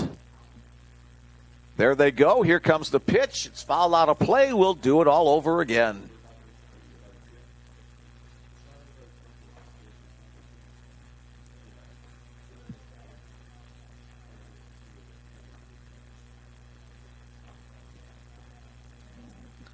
Madsen, a junior from Ellsworth, Wisconsin. Big opportunity to help his team. Kenji Miller trying to prevent that. He'll step off and throw to second base. It used to be you didn't have to throw to second base, but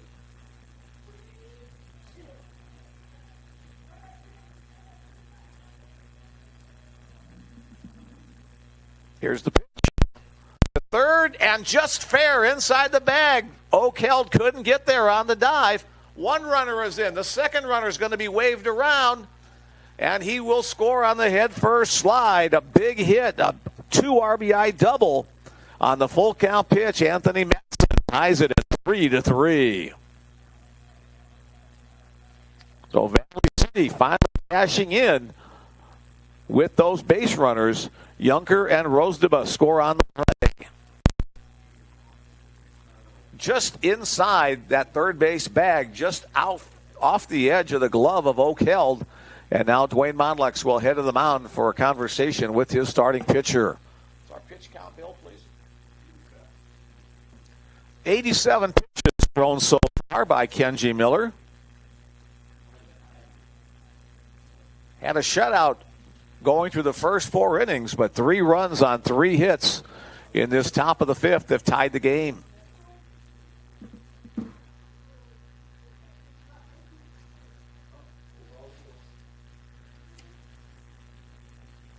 And we have a flyover, not by Offutt Air Force Base planes, but a pair of bald eagles circling the field, watching the ball game.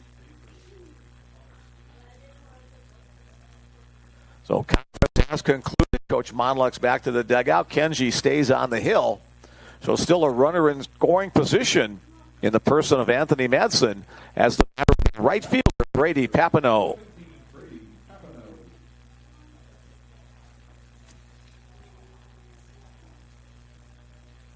For Madsen, that's RBIs 6 and 7 on the year in limited action for him. Swing and a miss by Papineau on the first pitch from Kenji.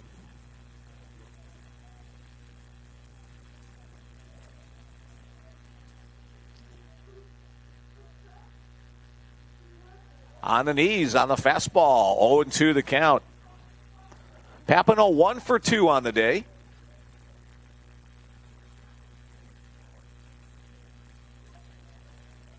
A senior out of Great Falls, Manitoba.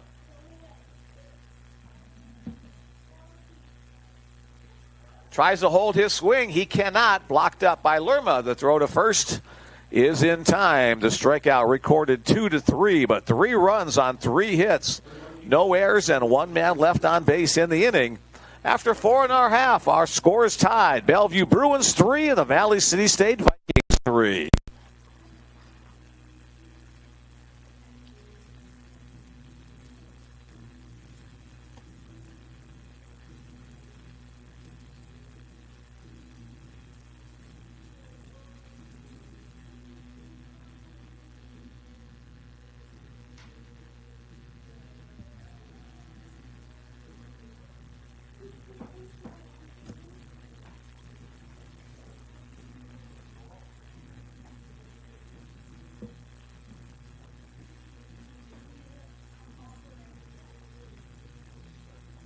Well, we're back to where we started, a tie ball game. Both starting pitchers still in the contest. Connor Martin for the Vikings, Kenji Miller for the Bellevue Bruins. Let's see which team's offense can break this tie. Major League Baseball started the regular season this past week. Good luck to whoever is your favorite team. Ed, your favorite team? Chicago Cubs. Tom? Chicago Cubs. Bill? Atlanta Braves. My New York Yankees. James, what's your favorite Major League Baseball team? Another Yankee fan. I knew that. So, Yankees win. Here we go, leading off the bottom of the fifth inning for the Bruins. First baseman, Carter Clairhout.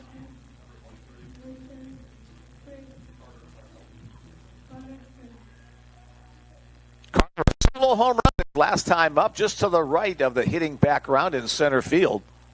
His 10th home run of the year. First pitch, ball one.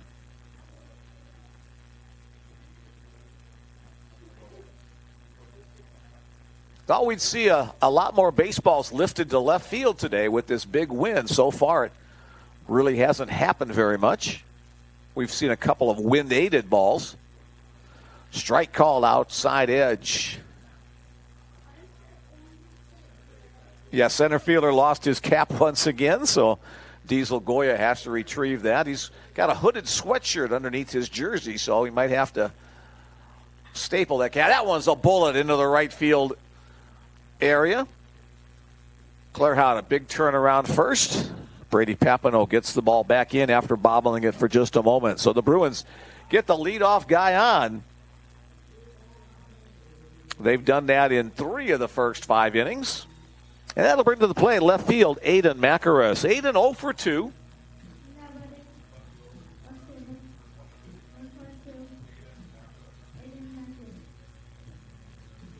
Aiden would be my click to pick to get something in the air to the left side. Team leader in runs batted in. That one's lined to center field. Back-to-back base hits by the 3 and 4 hole guys in the lineup. So the Bruins off to a good start in this inning.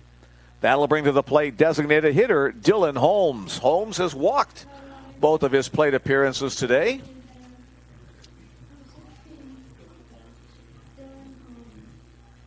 Holmes has swung a very hot bat over the last couple of weeks. Let's see if he's called on to sacrifice here or be allowed to swing away.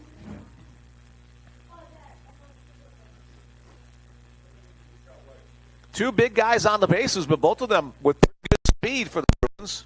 The wheel play on now as the throw goes to second base. Clairhout not fooled by that as Cody Wielgosh tried to sneak in behind. Shortstop Hunter Logan trying to work around him as well. Holmes did not show anything at the plate, so we still don't know what his intentions are. 2 on, no out. Not showing bunt. Pitch on the inside edge. Strike one called.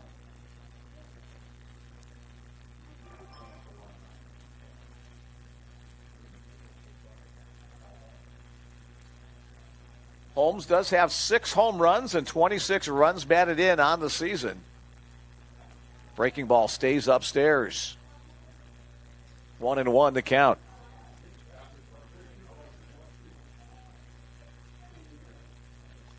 Again, this is a 7-inning game. We're in the bottom of the 5th inning.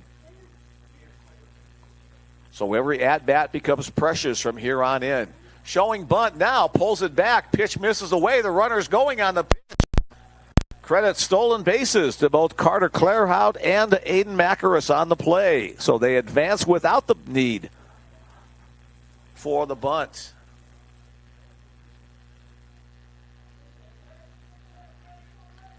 So the Viking infield will pull in once again, trying to cut down the run at the plate. 2-1 the count on Holmes. Tries to check his swing, but he goes around 2-2. Breaking ball tied him up inside.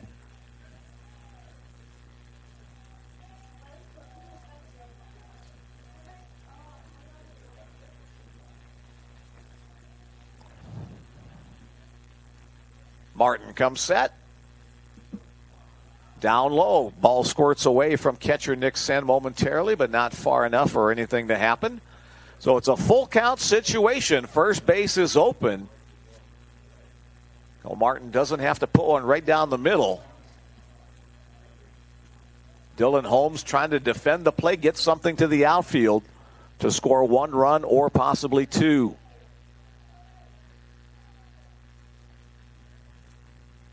And it's missing inside the slider off the plate, so the bases are full of Bruins.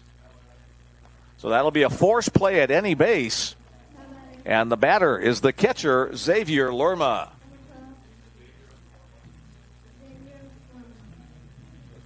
Xavier with some pop in his bat as well. 7 home runs and 25 runs batted in on the year. Golden opportunity for the Bruins. Again, the infield will be pulled in. The middle infielder's now kind of halfway.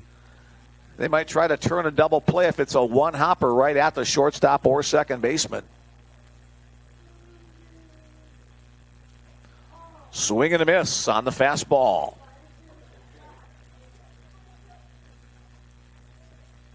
Here's where you tell your runners, freeze on a line drive. Go immediately on a ground ball. Back to tag on a fly. The 0-1. Up and away, 1-1.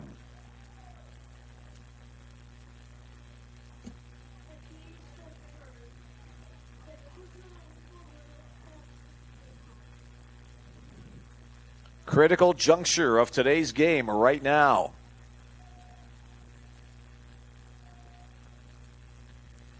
Down low, 2-1. Clairhout at third. Macaris at second. Holmes at first. The Bruin batter, Xavier Lerma. Trying to get the lead back for the Bruins. Again, a big swing, but comes up empty. Now 2-2. Here's where Lerma needs to make contact.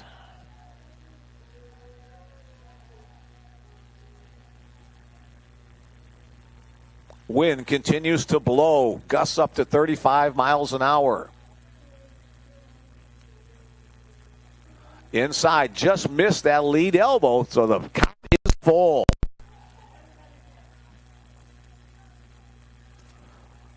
Bellevue dugout making some noise, trying to encourage Xavier at the plate.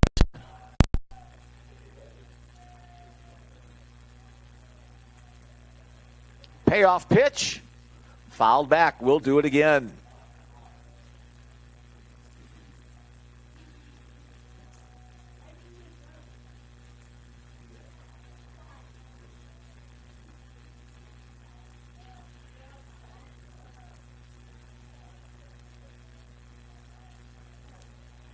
Martin with that long look in. Has the pitch he wants. And it's down low. A bases loaded walk. Gives the Bruins a 4-3 lead. A run batted in on that walk for Xavier Lerma. Clairhout scores. Macaris to third. Holmes to second.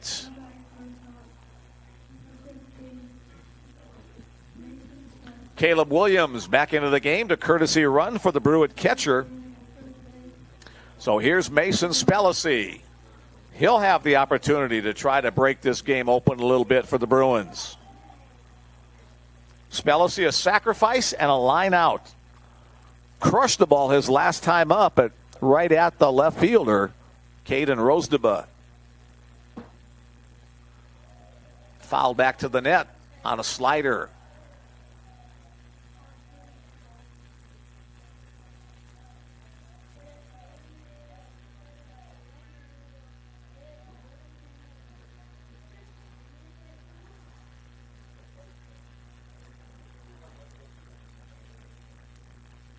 Foul the opposite way, past Anthony Lind on deck. Now 0-2 the count.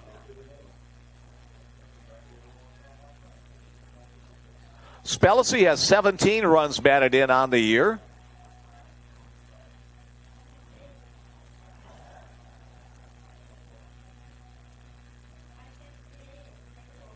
That one's bounced, but a great block by Sen, the catcher, to keep it in front.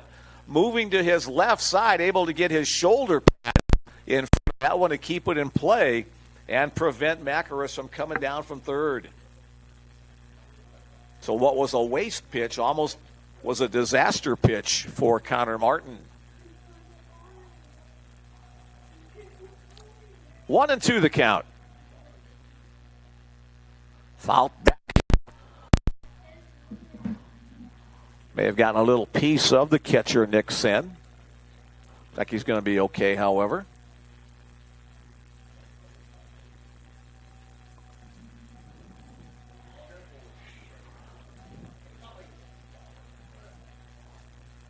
Again, the battle between Connor Martin and Mason Spellacy. Swung on and missed. Spellacy went after a high fastball. Couldn't make contact, so now one out in the inning. Here's Anthony Lind. Lind, a couple of runs batted in already. Let's see if the Bruins might go back to the well with another squeeze. Corner infielders in, middle infielders a double play depth. Anthony, a sacrifice and a strikeout on the afternoon so far. Runners pretend to go, and Anthony gets hit in the foot with that slider breaking inside. So Anthony will pick up another run batted in without getting a hit on the day. He'll trot down to first. He'll limp down to first as Aiden Macaris comes in to score to make it 5-3. Holmes to third, Williams to second. So the bases stay loaded. And now a visit from Alex Maria, the head coach of Valley City State. The bullpens are hidden from view behind the dugouts here, so we can't see if someone's warming up. It looks like the bullpen gate now opens up, and a right-hander will be coming in for Valley City State.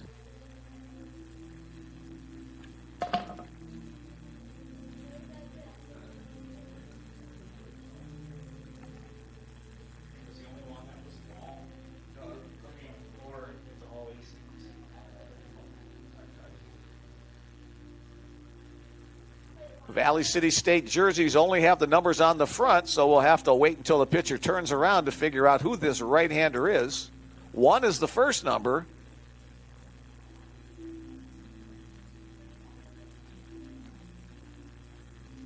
And I believe 3 is the second.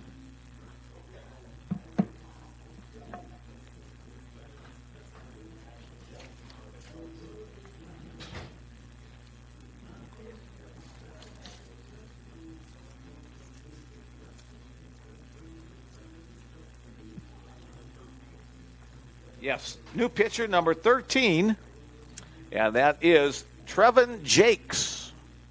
Sophomore right-hander out of Kingman, Arizona, will come on in relief of Connor Martin.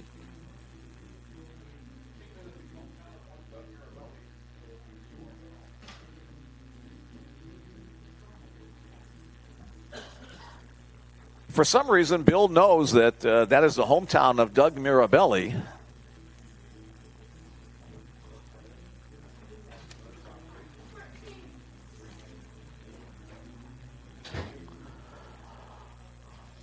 This is just the second appearance of the year for Jakes. No wins, no losses. 1 1/3 innings worth of works. The first batter he will face is Jalen Ruffin.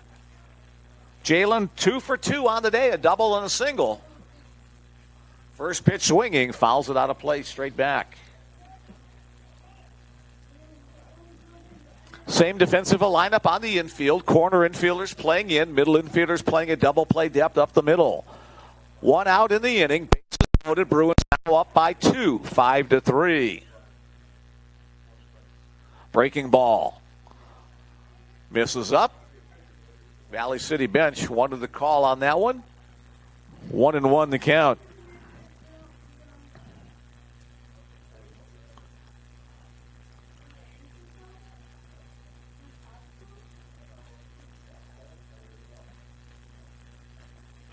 Lined over the head of the second baseman. That will score one for sure. Here comes a trailing runner now coming around. Throw goes into the middle part of the infield as Jalen Ruffin, a perfect 3-for-3 on the day, picks up 2 RBI on that single to right center field. Holmes scored easily. Williams had to wait to make sure the ball cleared the second baseman, so good base running there. He comes around to score, and also Anthony Lynn all the way around to third. So the runners at the corners, still just 1 out. The Bruins now up by 4. Here's Nick Gravel back to the top of the order for the Bruins. 4 runs on 3 hits in the inning so far. The pitch from Jakes is upstairs.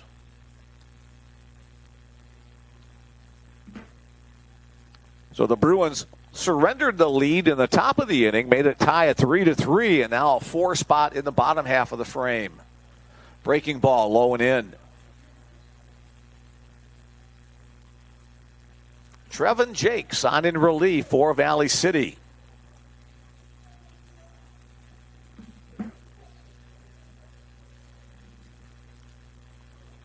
Swing and a miss by Gravel. 2 walks and a ground out. The body of work for Nick.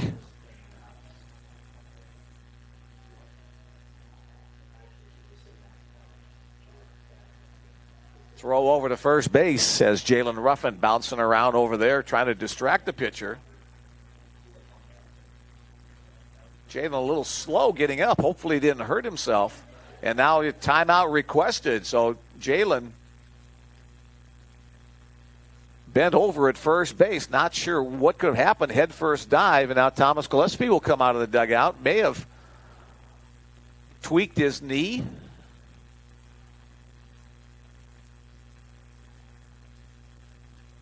Yeah, whatever it is, he's in some pain over there. Now Dwayne Alex journeys across the field.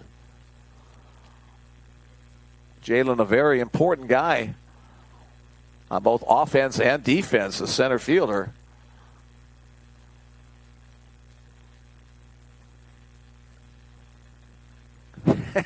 Jalen and Dwayne exchange punches, so it must be okay. Associate head coach Mitch Schmidt looking on as well. So whatever it was, it looks like it's okay now. So Jalen will remain at first base.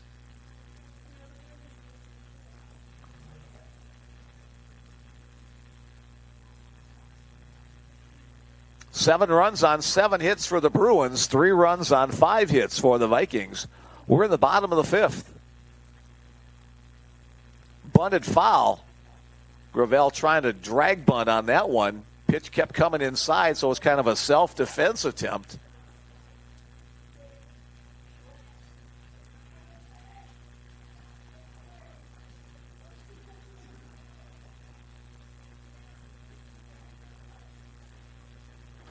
Two and two. Again, the throw over to first base, not in time.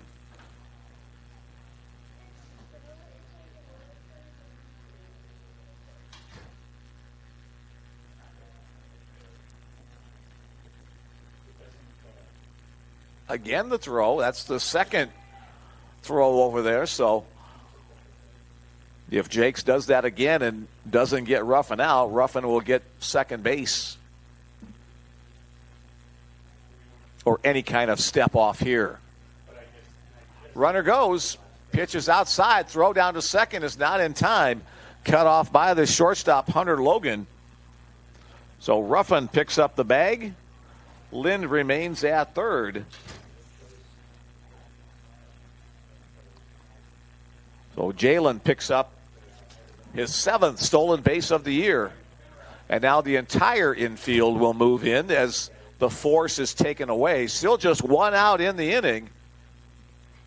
Top foul out of play over near the soccer field. Heads up over there, guys. The soccer field was finished last fall. The men's and women's team able to play home games there last September and October.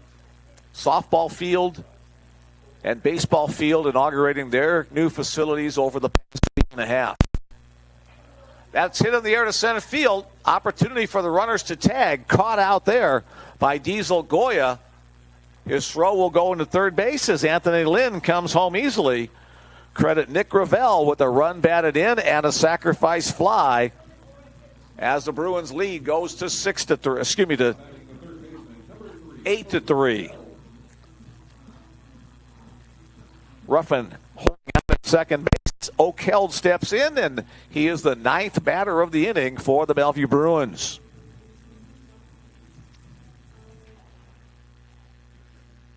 Five runs in, still a scoring position with Ruffin with 2 away. The pitch from Jakes is outside.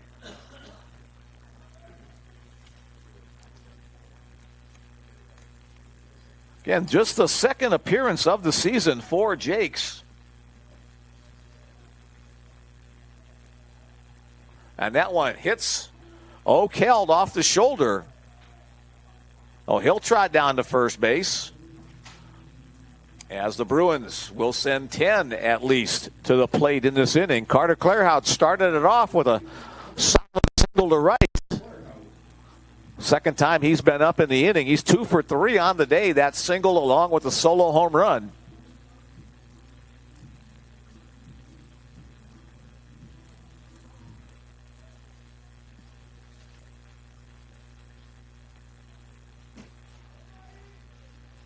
First disengagement.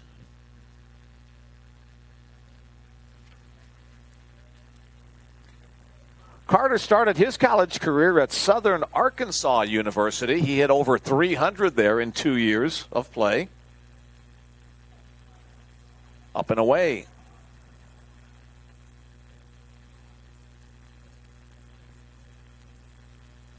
He's also one of several Bellevue players who have played in the Western Canada Baseball League, a summer league for college-age players, primarily in Alberta and British Columbia. Again, a look to second base. Second disengagement by Jakes. Bellevue Associate Head Coach Mitch Schmidt has coached in the WCBL for many years. Clairhout with a big swing. 1-1 the count on the Bruin first baseman.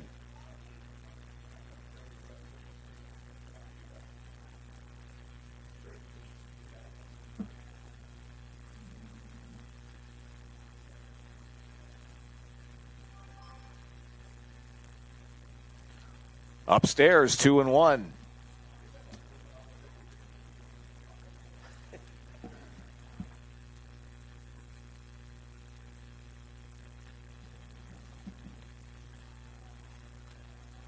Jakes a long look into his catcher Nick Sen for the signal. And that one goes out into center field. So the second error of the game, both of them against Viking pitchers. That advances Ruffin to third and held to second.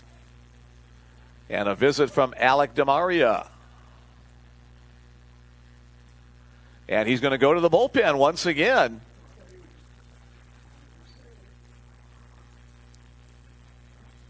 So Trevin Jakes is done.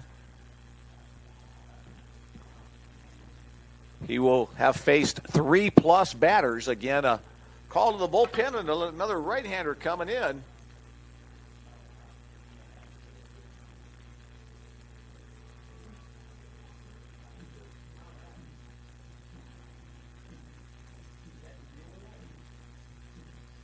$16. All right, the new pitcher is number 16. Derek Peterson, a sophomore out of Victoria, British Columbia, comes on, the third pitcher of the day for Valley City State.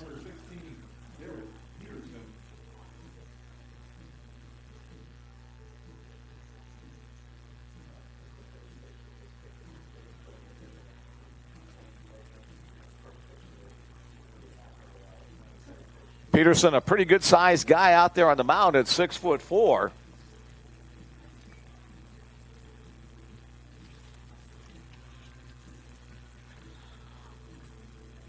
This is the third appearance of the year for Derek Peterson. He, too, has only thrown 1 1/3 innings coming into today's action. Pretty sizable ERA thus far.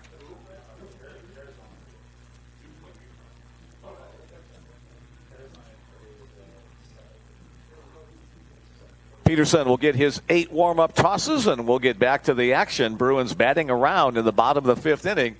5 runs in, an 8-3 lead for the home team. Again, Bellevue on an 11-game winning streak.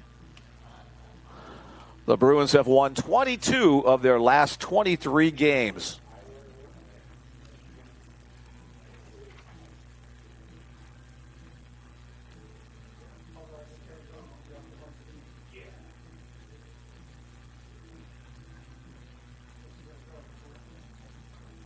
All right, back to the action.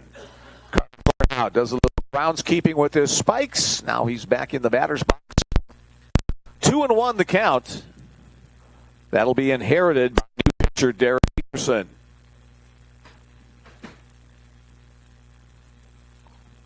Blocked up by 7. Now 3-1.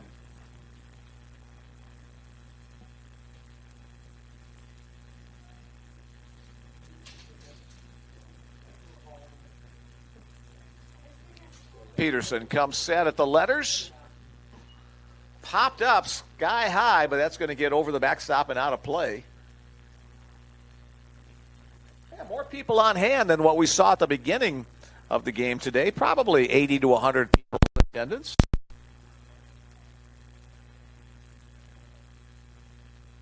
Full count on Clairhout. Line down the right field line. That's into the corner for extra bases. 1 run is in. Here comes the second. Clairhout on his way to second base. A 2-run double. Carter Clairhout is just a triple away from the cycle today as he jumps the score to 10-3. Ruffin comes across. Held comes across as well. A 3-for-4 day for Carter Clairhout, including 3 runs batted in. He gets his mitt to put on his hand as he runs the bases as left fielder Aiden Macker steps in.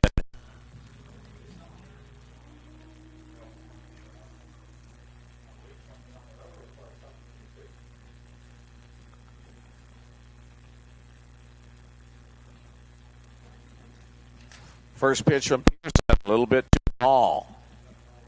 Peterson kind of a 3/4 arm slinger out there on the mound.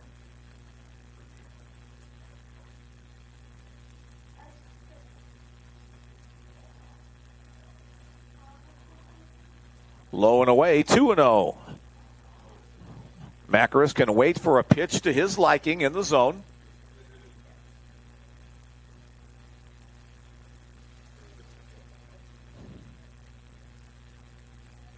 Wind continues to blow. Way wide, 3-0.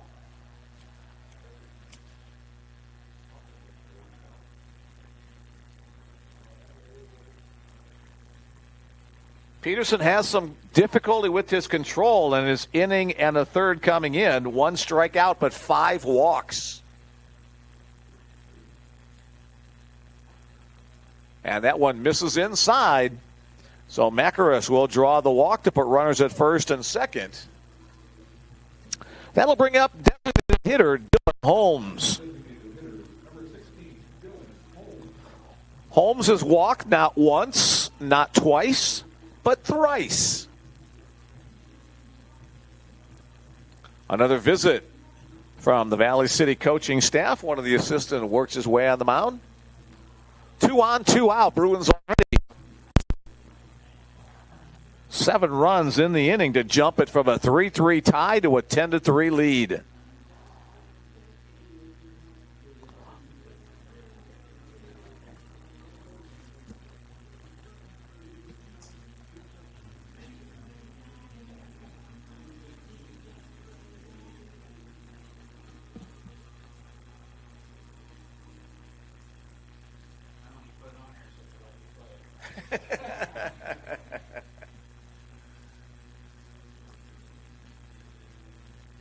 And the conference breaks up. We're back to the action.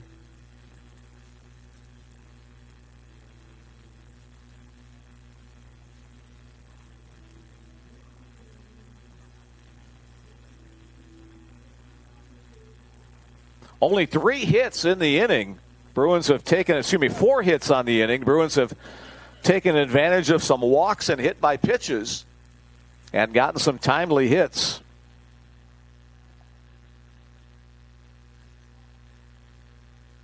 Here's the pitch from Peterson on the outside black. Strike one called.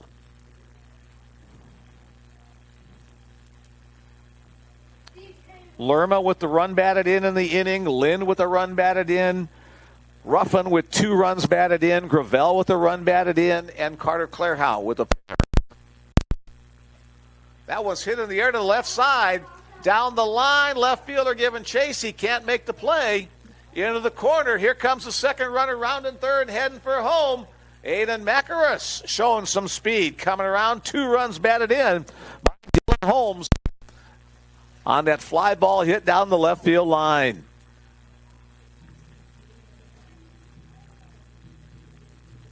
Clairhout had the easy trot from second base. Macaris had the longer route all the way from first to come in and score. And again, a trip from head coach Alec DeMaria. We may have another, and we will have our 3rd pitcher of the inning. 4th pitcher of the game for Valley City State as the Bruin Bats have put up 9 runs in the inning.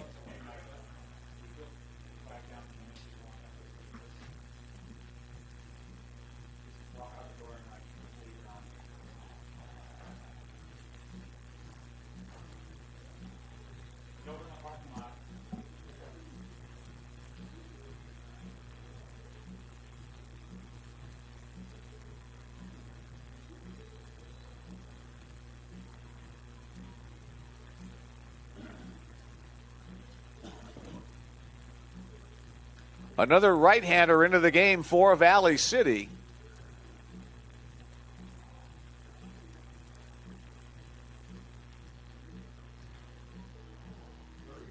.30-something. I think so, but let's confirm. Turn around, young man. There we go. 32. Number 32 into the game for Valley City State. The new right-hander is Cody Chapman.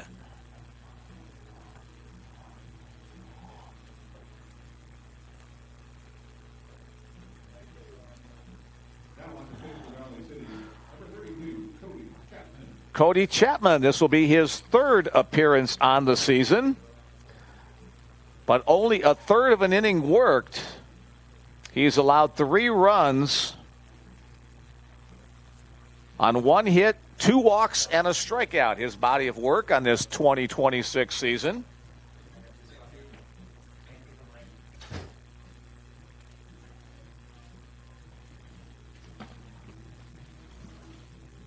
Chapman, a sophomore out of Spearfish, South Dakota. Very pretty area up there in the Black Hills.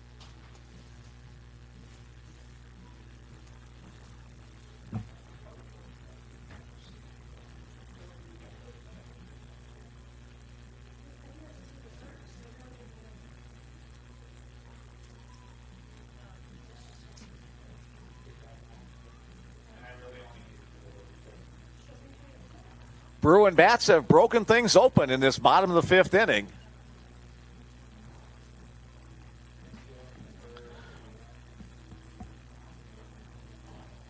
Xavier Lerma will be the 13th hitter to come to the plate in the inning.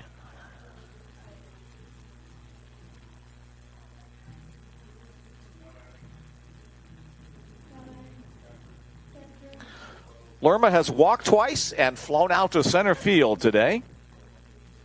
His courtesy runner, Caleb William, has scored 2 of the Bruins' runs, 2 of the 12. Here's the first pitch from Cody Chapman. Upstairs, ball 1.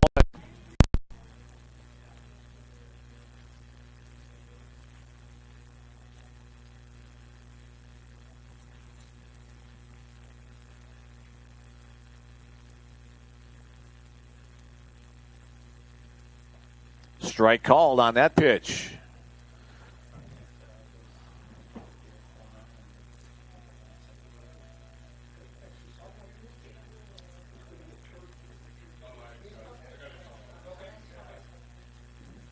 Chapman delivers the 1-1 pitch. Swung on and missed. Xavier Madden himself had a good pitch to hit there. Xavier, the 6'2", 215-pound sophomore. Second year as a Bellevue Bruin. The 1-2. Breaking ball. Ooh, just missed. 2-2 the count.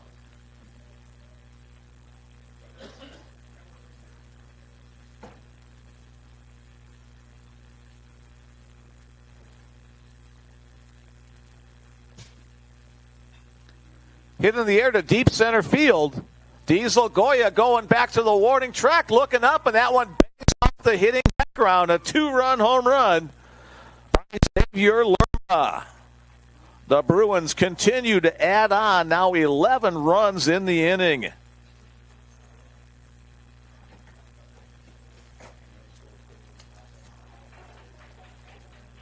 For Xavier Lerma, that is home run number 8. And RBIs 26 and 27. Second home run of the game for the Bruins. Carter Clarehow got the first one. And now Mason Spellacy steps in. Mason, a strikeout victim in this inning. Off the outside edge. He and Nick Gravel, the only Bruin not to score in this inning. And Gravel got credit for a sacrifice fly. So Mason wants to join the fun, I'm sure. That one's hit in the air to center field, but that one will be playable for Goya. And he clanks it off his glove, battling the wind and the sun. E8? E8 on the play. So the inning continues. 9, 10, 11, 12, 13, 14. The 15th batter of the inning, Anthony Lind, who reached on a hit by pitch with the bases loaded to get a run batted in, also scored.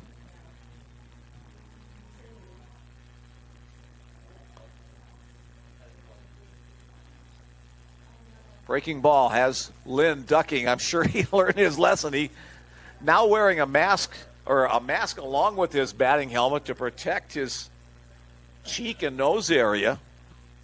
That was hit on Tuesday. On the outside, Black. 1-1 to count.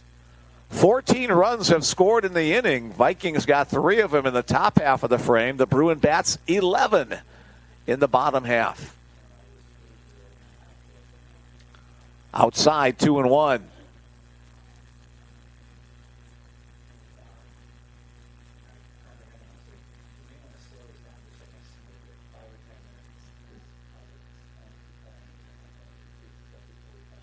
Line to center field. That's going to drop for a base hit. Here comes the plate, and it'll not be in time. Mason Spellacy scores the 12th run of the inning on the RBI single for Anthony Lind. Anthony with 4 runs batted in on the game.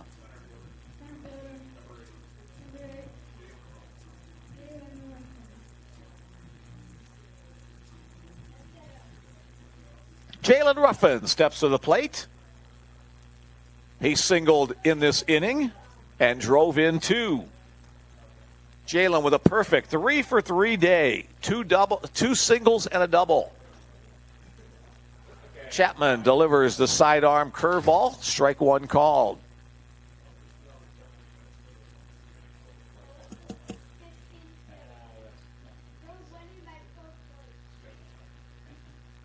Chapman comes set. That one's hammered to left field. That one is gone. Jalen Ruffin, a 2-run home run. His 4th RBIs of the game. As that one got out of here quickly, Jalen Ruffin turned on that inside pitch and drove it yard. For Jalen, that is home run number 1 on the season. And now 14 runs batted in for the Bruins center fielder. So look, whatever happened to his knee on that dive to first base didn't impede his swing.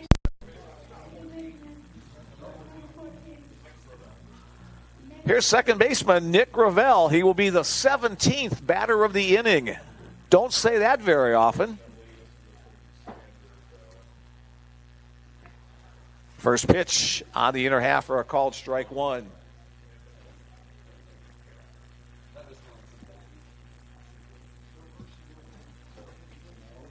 Yeah, no 10-run mercy rule in the 7-inning game, so we play to its completion. 1-1 as that breaking ball misses wide. Bruins maybe want to save a few of these runs for game number 2. 14 runs in the inning, 17 runs on the game. Down low now 2-1. Bruins put up a 2 spot in the second, a single run in the third, and now 14 runs here in the fifth. Cody Chapman, the 4th pitcher of the game for Valley City, 3rd in this inning alone. Breaking ball, strike called.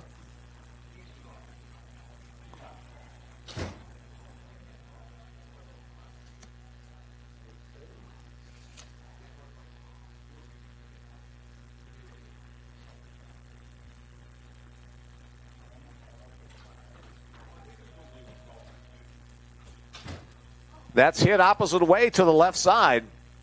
Left fielder out there looks it in. And the side is retired. Caden Rosdema with the catch. And the inning comes to an end. 14 runs in the inning. A whole bunch of hits, some walks. 17-3 our score as we head to the top of the 6th inning. That was just an inning where everything came together for the Bellevue Bruins. Kenji Miller will head back out to the mound after a long rest in between innings. Looks like the Bruins are going to make some defensive substitutions as we head to the top of the 6th inning. We'll try to get those to you as we see them. First base is number 13. Riley Schrader will come on to play first base for the Bruins.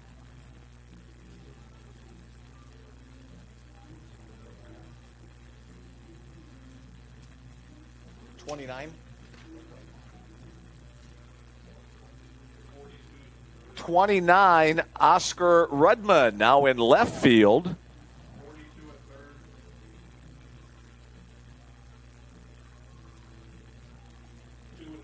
Hey, I got my brain can't go that fast. Defensive changes for the Bruins. Now playing second base, number 2, Rafael Epandekari. Derek Kuhlman is on at third. At first, number 13, Riley Schrader.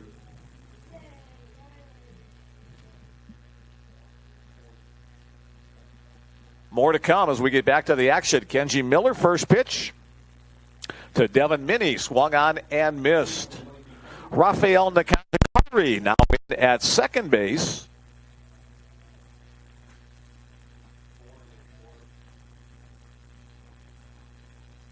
Off the outside edge.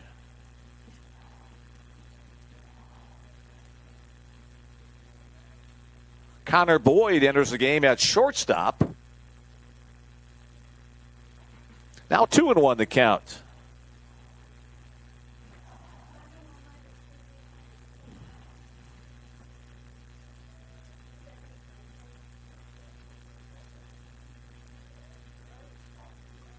Now 3-1 as that pitch comes in low.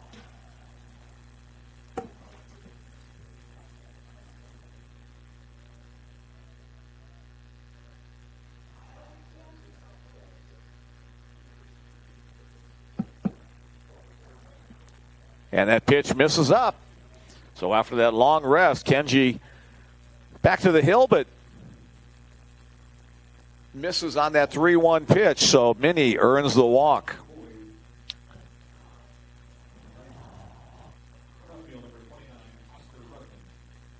Looks like we have a pinch hitter here for Valley City State. Now hitting is Derek Geistra.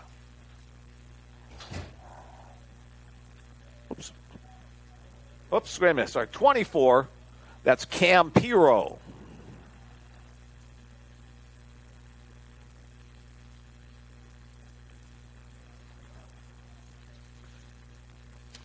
One ball, one strike to count on Piro.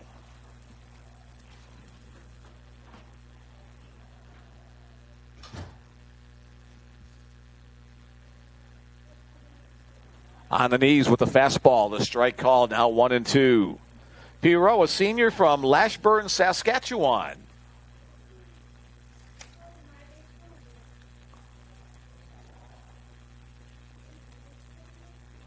Swing and a miss. The strikeout is the first out of the inning. 8 strikeouts, 9 strikeouts, now on the game for Bruins starter Kenji Miller. Top of the order for the Vikings, shortstop Hunter Logan. Logan doubled and scored the first run of the game back in the 5th inning for Valley City. Breaking back away.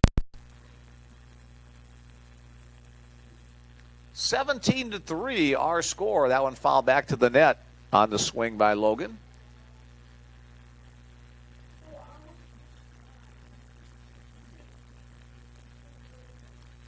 One ball, one strike, one out, one on in the top of the 6th inning. Outside, 2-1.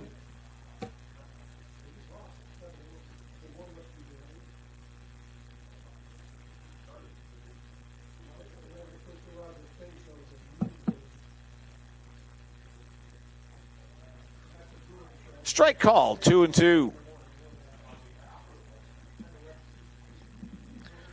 Using a lot of ink in my scorecard today with that 14-run 5th inning and a lot of substitutions into the game for the Bruins as well. Swung on and missed. Back-to-back strikeouts for Kenji Miller.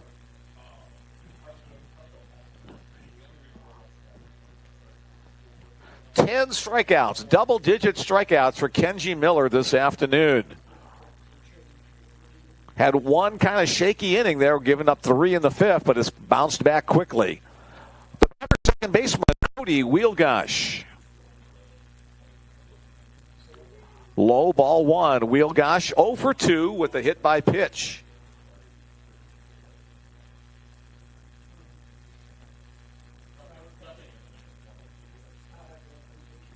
Chopper on the right side, fielded over there at first base by Riley Schrader. He'll step on the base to retire the side.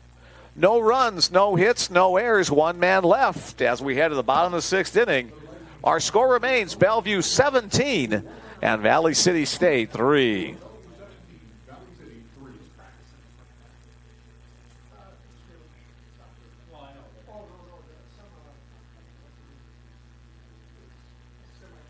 Couple of texts in the queue. Sorry, I kind of forgot about him during that 14-run inning. Hello from Jenna Lawrence, cheering for Anthony Madsen all the way from Odessa, Texas. She says, go Vikings. All right, Jenna, thanks for joining us this afternoon. Vikings on the short end of that big inning there, but we appreciate you listening in. Go Mariners and go Bruins. That comes from Grandpa Held. Oak Held's grandpa listening in up there in Washington. A Mariners fan and a Bruin fan. Great having you with us.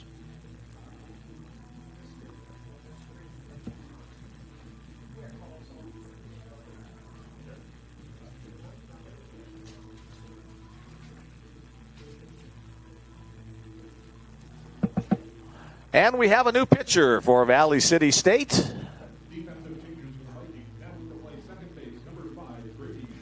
Bryce Myers is the new pitcher.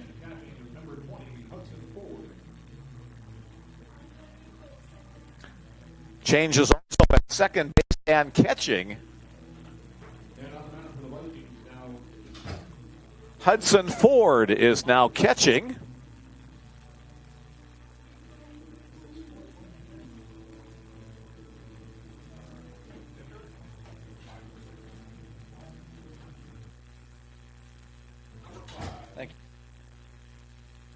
And at second base, the substitution is Grady Shipman. And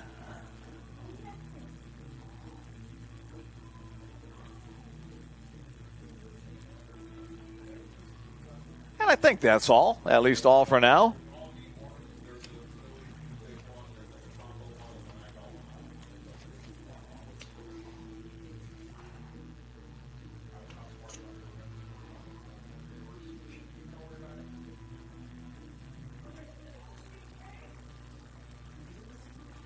Bryce Myers, the new pitcher for Valley City. I believe this is his first appearance on the year.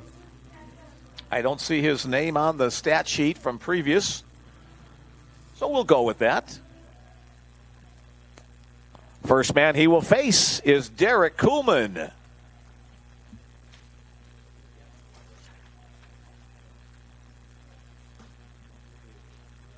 Derek, a junior from North Platte, Nebraska, one of a trio of players from North Platte. First pitch from Myers is outside. Former Bellevue pitcher Ricky Holm, the head coach at North Platte High School. That's the connection.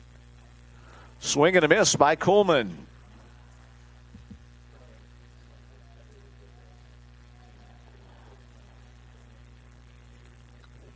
This is the 8th at-bat of the season for Derek.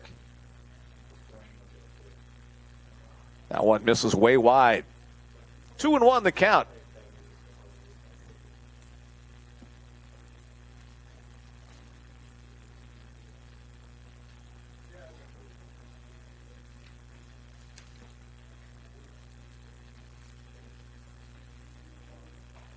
Way wide once again, now 3-1 the count.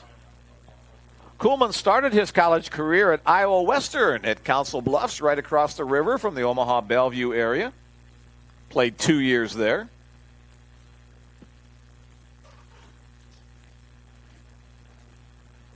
On the outside black, Kuhlman thought it was wider than the home plate umpire did, so he'll have to chase down his bat and step back in, 3-2. At a 17-3 game, the strike zone gets a little wider, higher, lower. Nose to toes, as they used to say. Here's the payoff pitch. That one, however, misses down low. And Derek Kuhlman will draw the walk.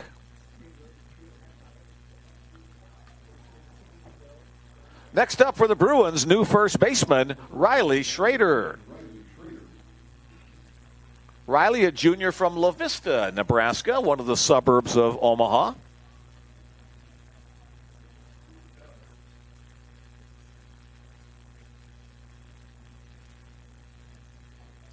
Pitch up and in, ball one.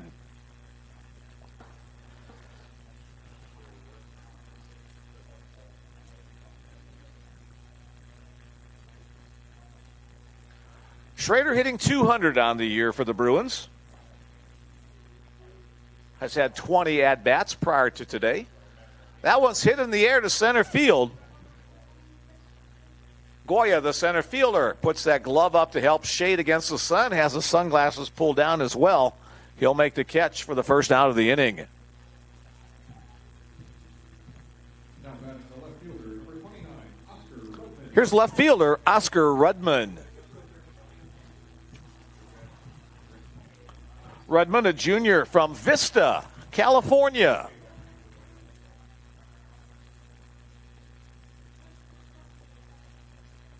This will be his 14th at-bat of the season. Has a couple of hits on the year. The pitch from Myers is low and away.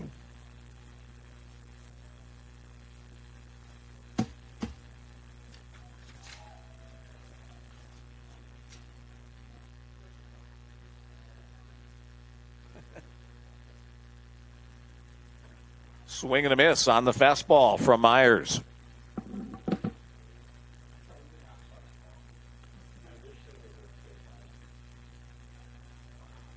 Myers, a junior from Bellevue, Manitoba.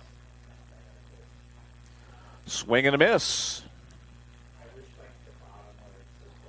Rudman down to the count, 1-2. 1 out, 1 on. We're in the bottom of the sixth inning.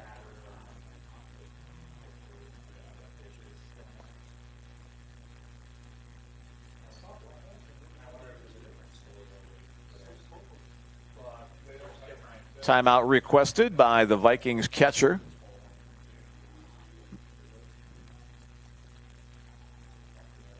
Hudson Ford wants to make sure he and Bryce Myers are on the same page with the signals.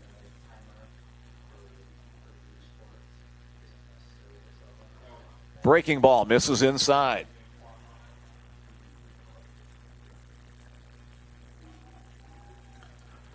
Game started at 1 o'clock Central Time. We're now past 3:30, so 2.5 hours in the bottom of the sixth inning. Foul back to the net. 14-run innings tend to slow the game down just a bit. 17 runs on 12 hits for the Bruins.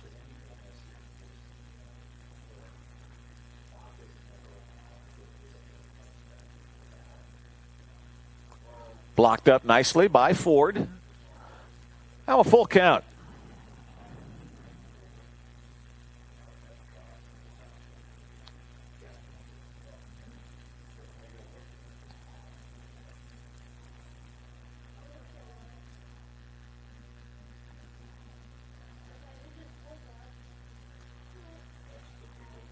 Wild pitch will advance the up. Not going to be a wild pitch as that's ball 4. So Rudman draws the walk. Kuhlman will advance to second on the play.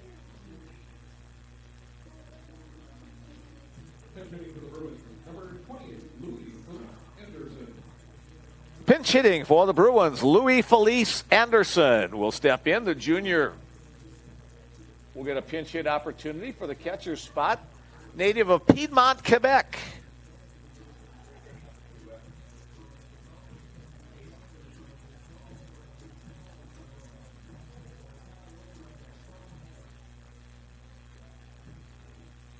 We've got substitutions in just about every spot of the scoreboard on both sides. Anderson hitting .200 on the year for the Bruins. Outside on the pitch from Bryce Myers.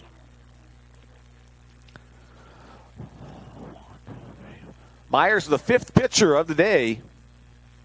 Starter Connor Martin worked into the 5th. So the last 4 pitchers have all come in the last inning and a third.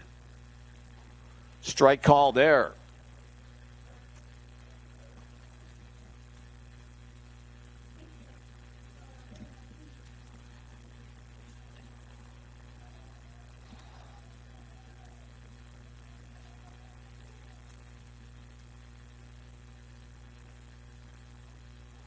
Swing and a miss. Chase that fastball outside. Now 1-2 the count.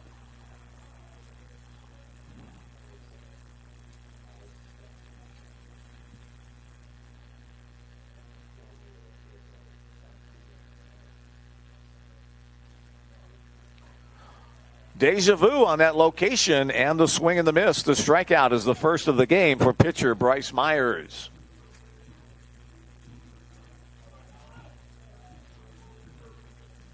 Now pinch hitting for the Bruins, number 5, Nolan Walter.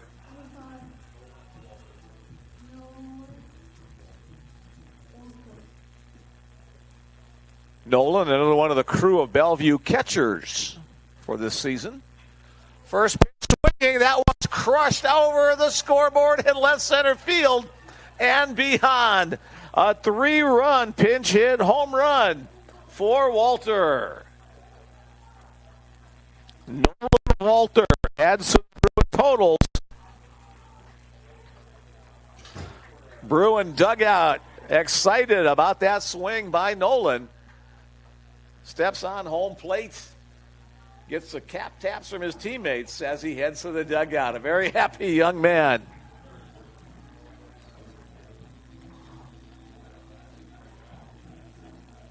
Now batting the shortstop, number 4, Connor Boyd. For Nolan, that is home run number 1 and RBIs 2, 3, and 4 on the year. Here's the shortstop, Connor Boyd.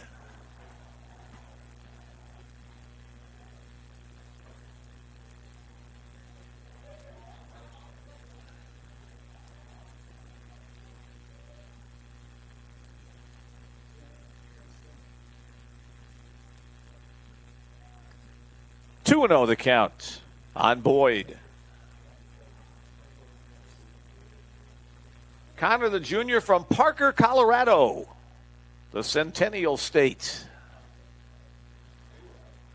235 batting average on the year. That one's bounced to the plate. Now 3-0. Boyd will probably have a green light here with the score 20-3.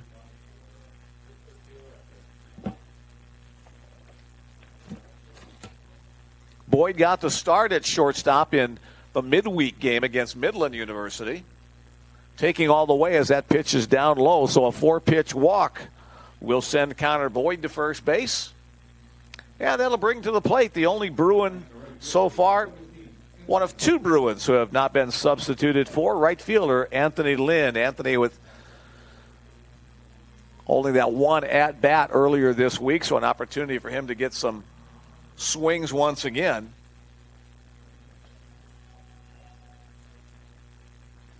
Nice backhanded stop by the catcher, Hudson Ford, on that pitch way out of the zone.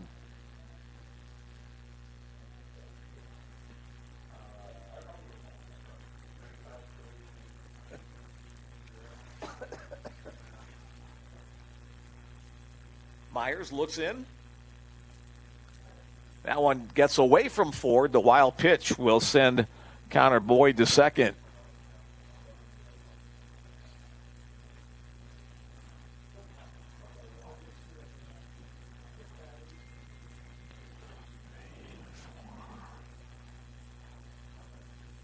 And a visit to the mound from the coaching staff. Do you have a total number of walks on the game, Andy? I was starting to count them and I ran out.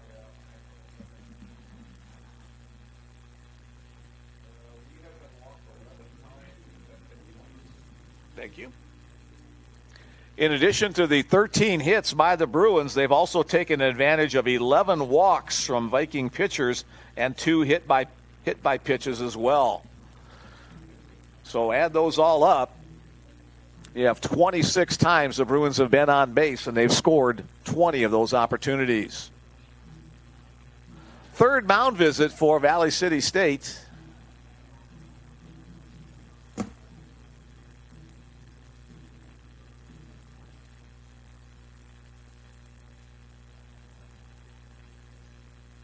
Three runs in the inning for the Bruins on that blast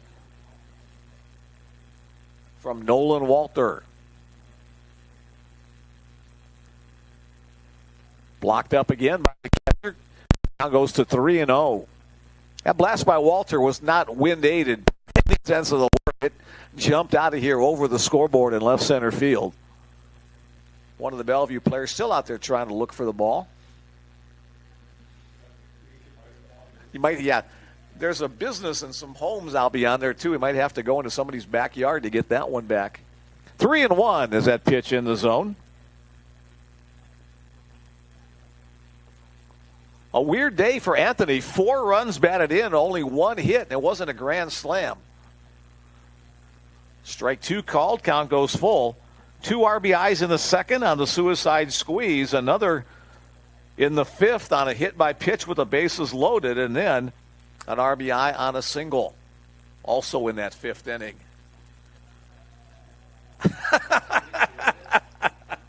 I'm sorry, I have to laugh because that pitch was outside, but umpire called it strike 3. Anthony turned and looked. He knows the situation. Up by 17 runs. Get the game moving along. 3 runs on the inning on only 1 hit. After 6 complete, the Bruins 20 and the Vikings 3. Pitching change for the Bruins. Now on the hill for Bellevue, Heath Hatchkowski comes on to finish this one off. Bill, is this a save situation?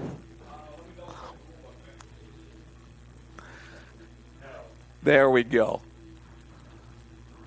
Heath, another one of the Bellevue players from Red Deer, Alberta. 6'5", 250-pounder. He'll come on for the final inning of work.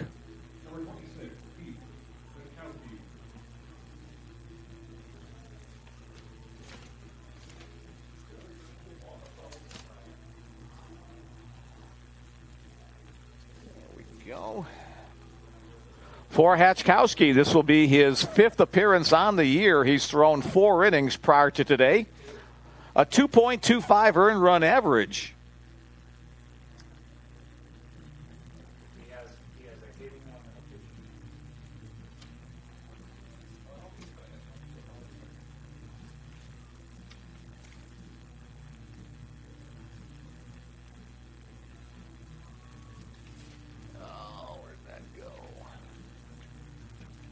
Hatchkowski's battery mate, catcher Nolan Walter.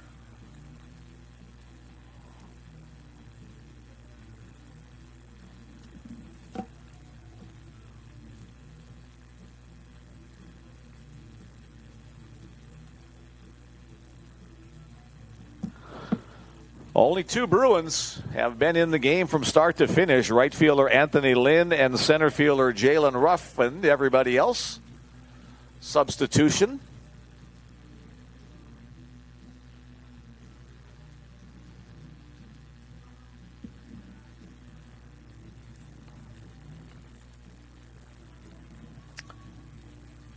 Alexis Velasco will lead off the top of the 7th inning.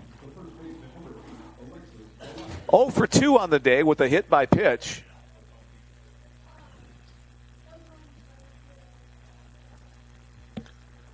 Game 2 of the doubleheader will start approximately 25 to 30 minutes after the conclusion of this game number 1. First pitch from Hatchkowski is wide.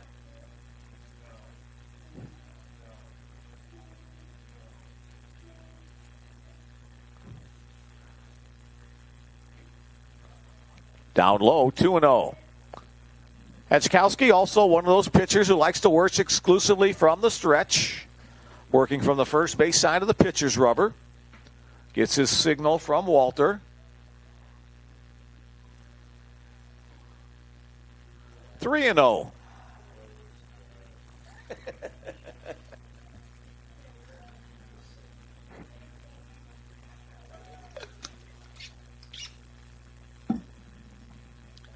There's a strike call. Now 3-1 on Velasco.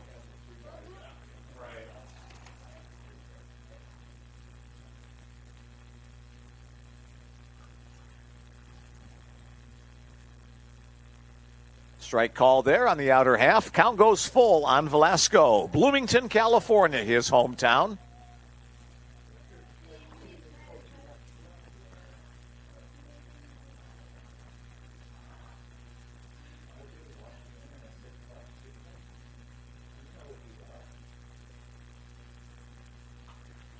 Popped up on the infield. Who's going to take charge? Ball going down the third base side, and boom.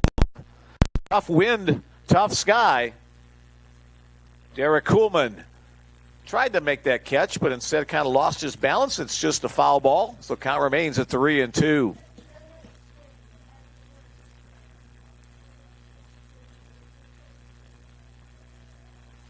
Three, 4, 5 part of the order for Valley City in the top of the 7th inning is 3 more outs, and we can wrap up this one.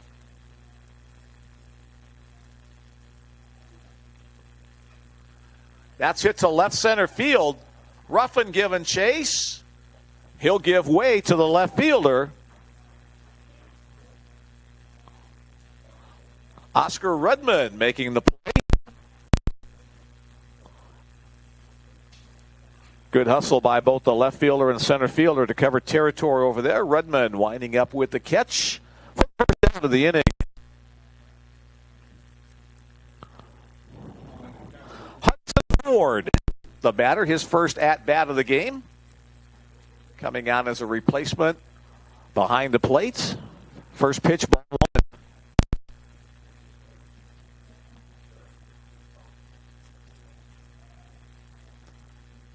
Hatchkowski comes set at about the letters. That one gets away.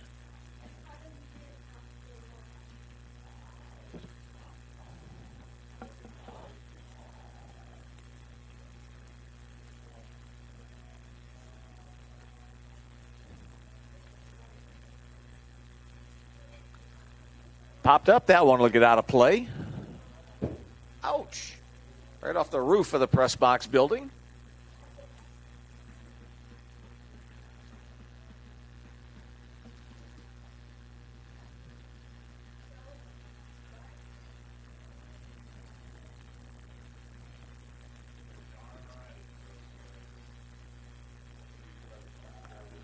Strike called on the knees, 2-2. The new home of Bellevue University baseball, softball, and soccer. The Renner Dennis Outdoor Athletic Facility. Hatchkowski delivers. Bounced away, kept in front by Walter. Brown Park. John Stella Field at Brown Park officially was the home for the Bruins the last 7 or 8 years. Prior to that was Westgate Field, just off the interstate at 84th Street in Omaha. Prior to that, Roddy Field in Bellevue. Prior to that, Baldwin Field in Bellevue. And that pitch bounced to the plate. So Ford will get the walk.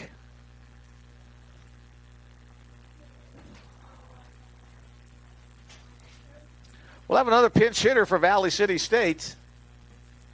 34, number 34 is Easton Francis. Will pinch hit for Caden Rosdema.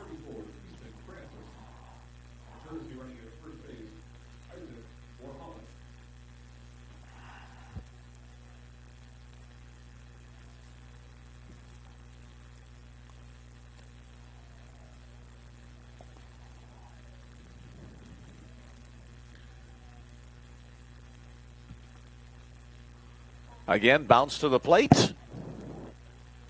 Francis, a freshman from Tacoma, Washington.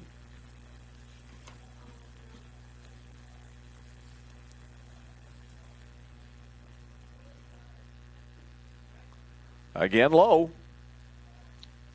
Every coach in the dugout, every person here in the press box, just throw strikes. Hatchkowski comes set. He's trying to. Now 3-0 the count.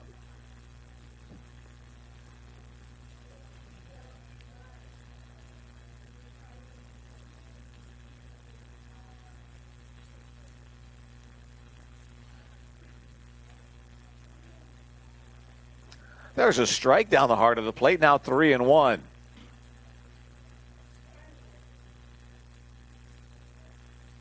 This may be the first at-bat of the year for Easton Francis. There's another one down the heart of the plate. Count goes full.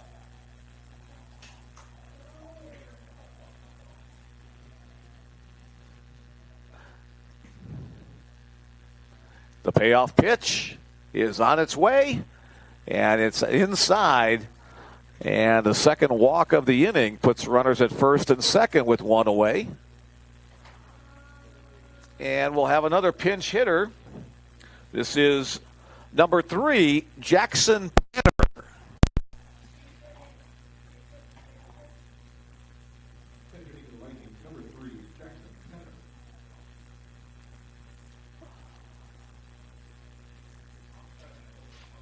Strike one on the first pitch from Hatchkowski.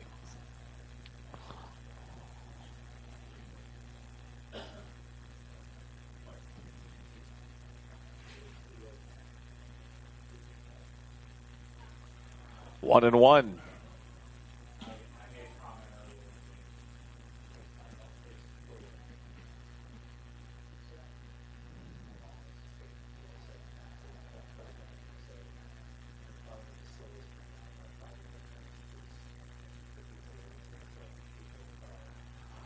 Two and one.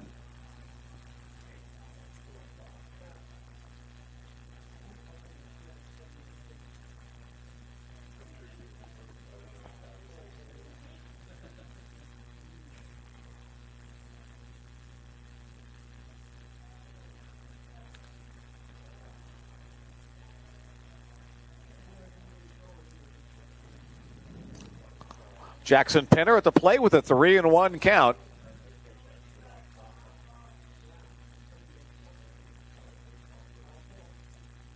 There's a pitch in the zone to make it a full count.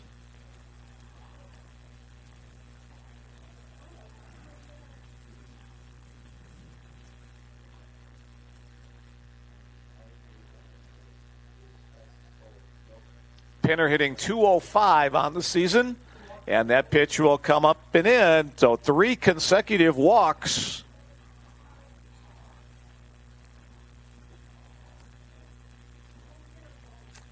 And that'll bring Dwayne Monlux out of the Bellevue dugout. He'll have some words for Heath Hatchkowski.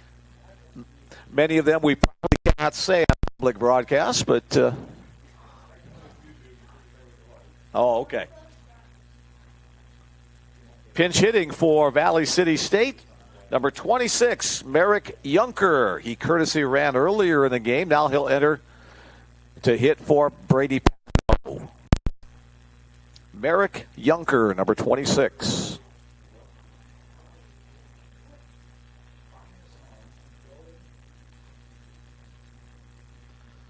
All of our stomachs here in the press box are grumbling as we have some pizza awaiting us for in between the doubleheader. Second mound visit for the Bruins.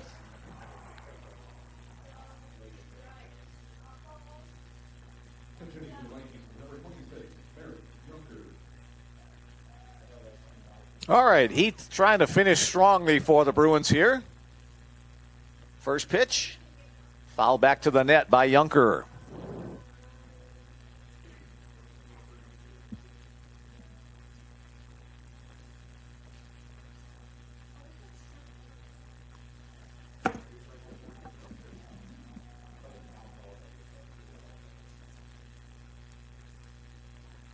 Strike 2 called on the knees. Good locations on those last couple of pitches.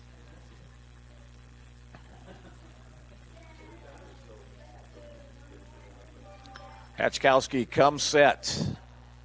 Walter awaits the pitch. Foul back. Yunker stays alive.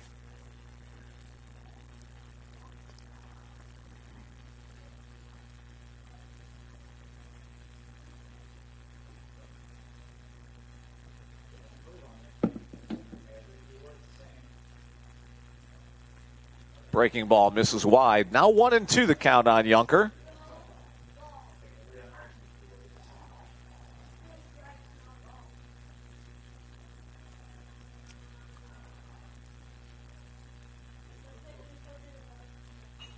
That one's going to be hit to center field. Jalen Ruffin with a good break, able to get there to make the catch. It'll be a sacrifice fly, however, for Merrick Yunker. He'll get the RBI. As Hudson Ford's courtesy runner comes in to score the 4th run of the game. No other base runner will advance. As we will have one more pinch hitter for Valley City. Number 50, Grant Kinzel.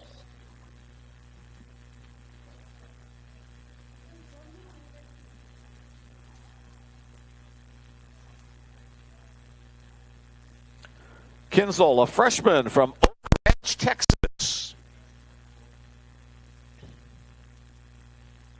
Breaking ball called strike 1. Third at-bat of the year for Kinzel, looking for his first base hit.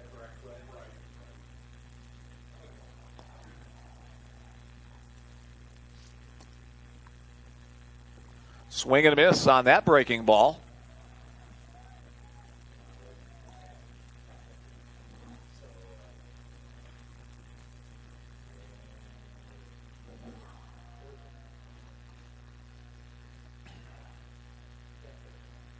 Hatchkowski ahead in the count, 0-2. Fastball right down the heart of the plate. The strikeout retires the side. In the top of the 7th, 1 run on no hits. There were no errors and 2 base runners left on. Our final score in game number 1 today, the Bellevue Bruins 20 and the Valley City State Vikings 4. For the Bellevue Bruins, 20 runs on 13 hits. The Bruins committed no errors. For the Vikings, 4 runs on 5 hits. They committed 3 errors. Winning pitcher, Kenji Miller for the Bellevue Bruins with the victory. Kenji is now 6-1 on the season. Several Bruins with big hitting games today. First baseman Carter Clairhout, a 3-for-4 day with 3 runs batted in and a home run. Bruins got good production out of the catching spot. Xavier Lerma had a home run, also a home run from his replacement, Nolan Walter. 5 runs batted in by the catchers today for the Bruins. Jalen Ruffin batting out of the 9th spot. A 4-for-4 day for Jalen, including a home run and 4 runs batted in. All right, about a 3-hour game number 1. We'll be back in 25-30 minutes, somewhere around there, for game number 2 as this series continues between the Bruins and the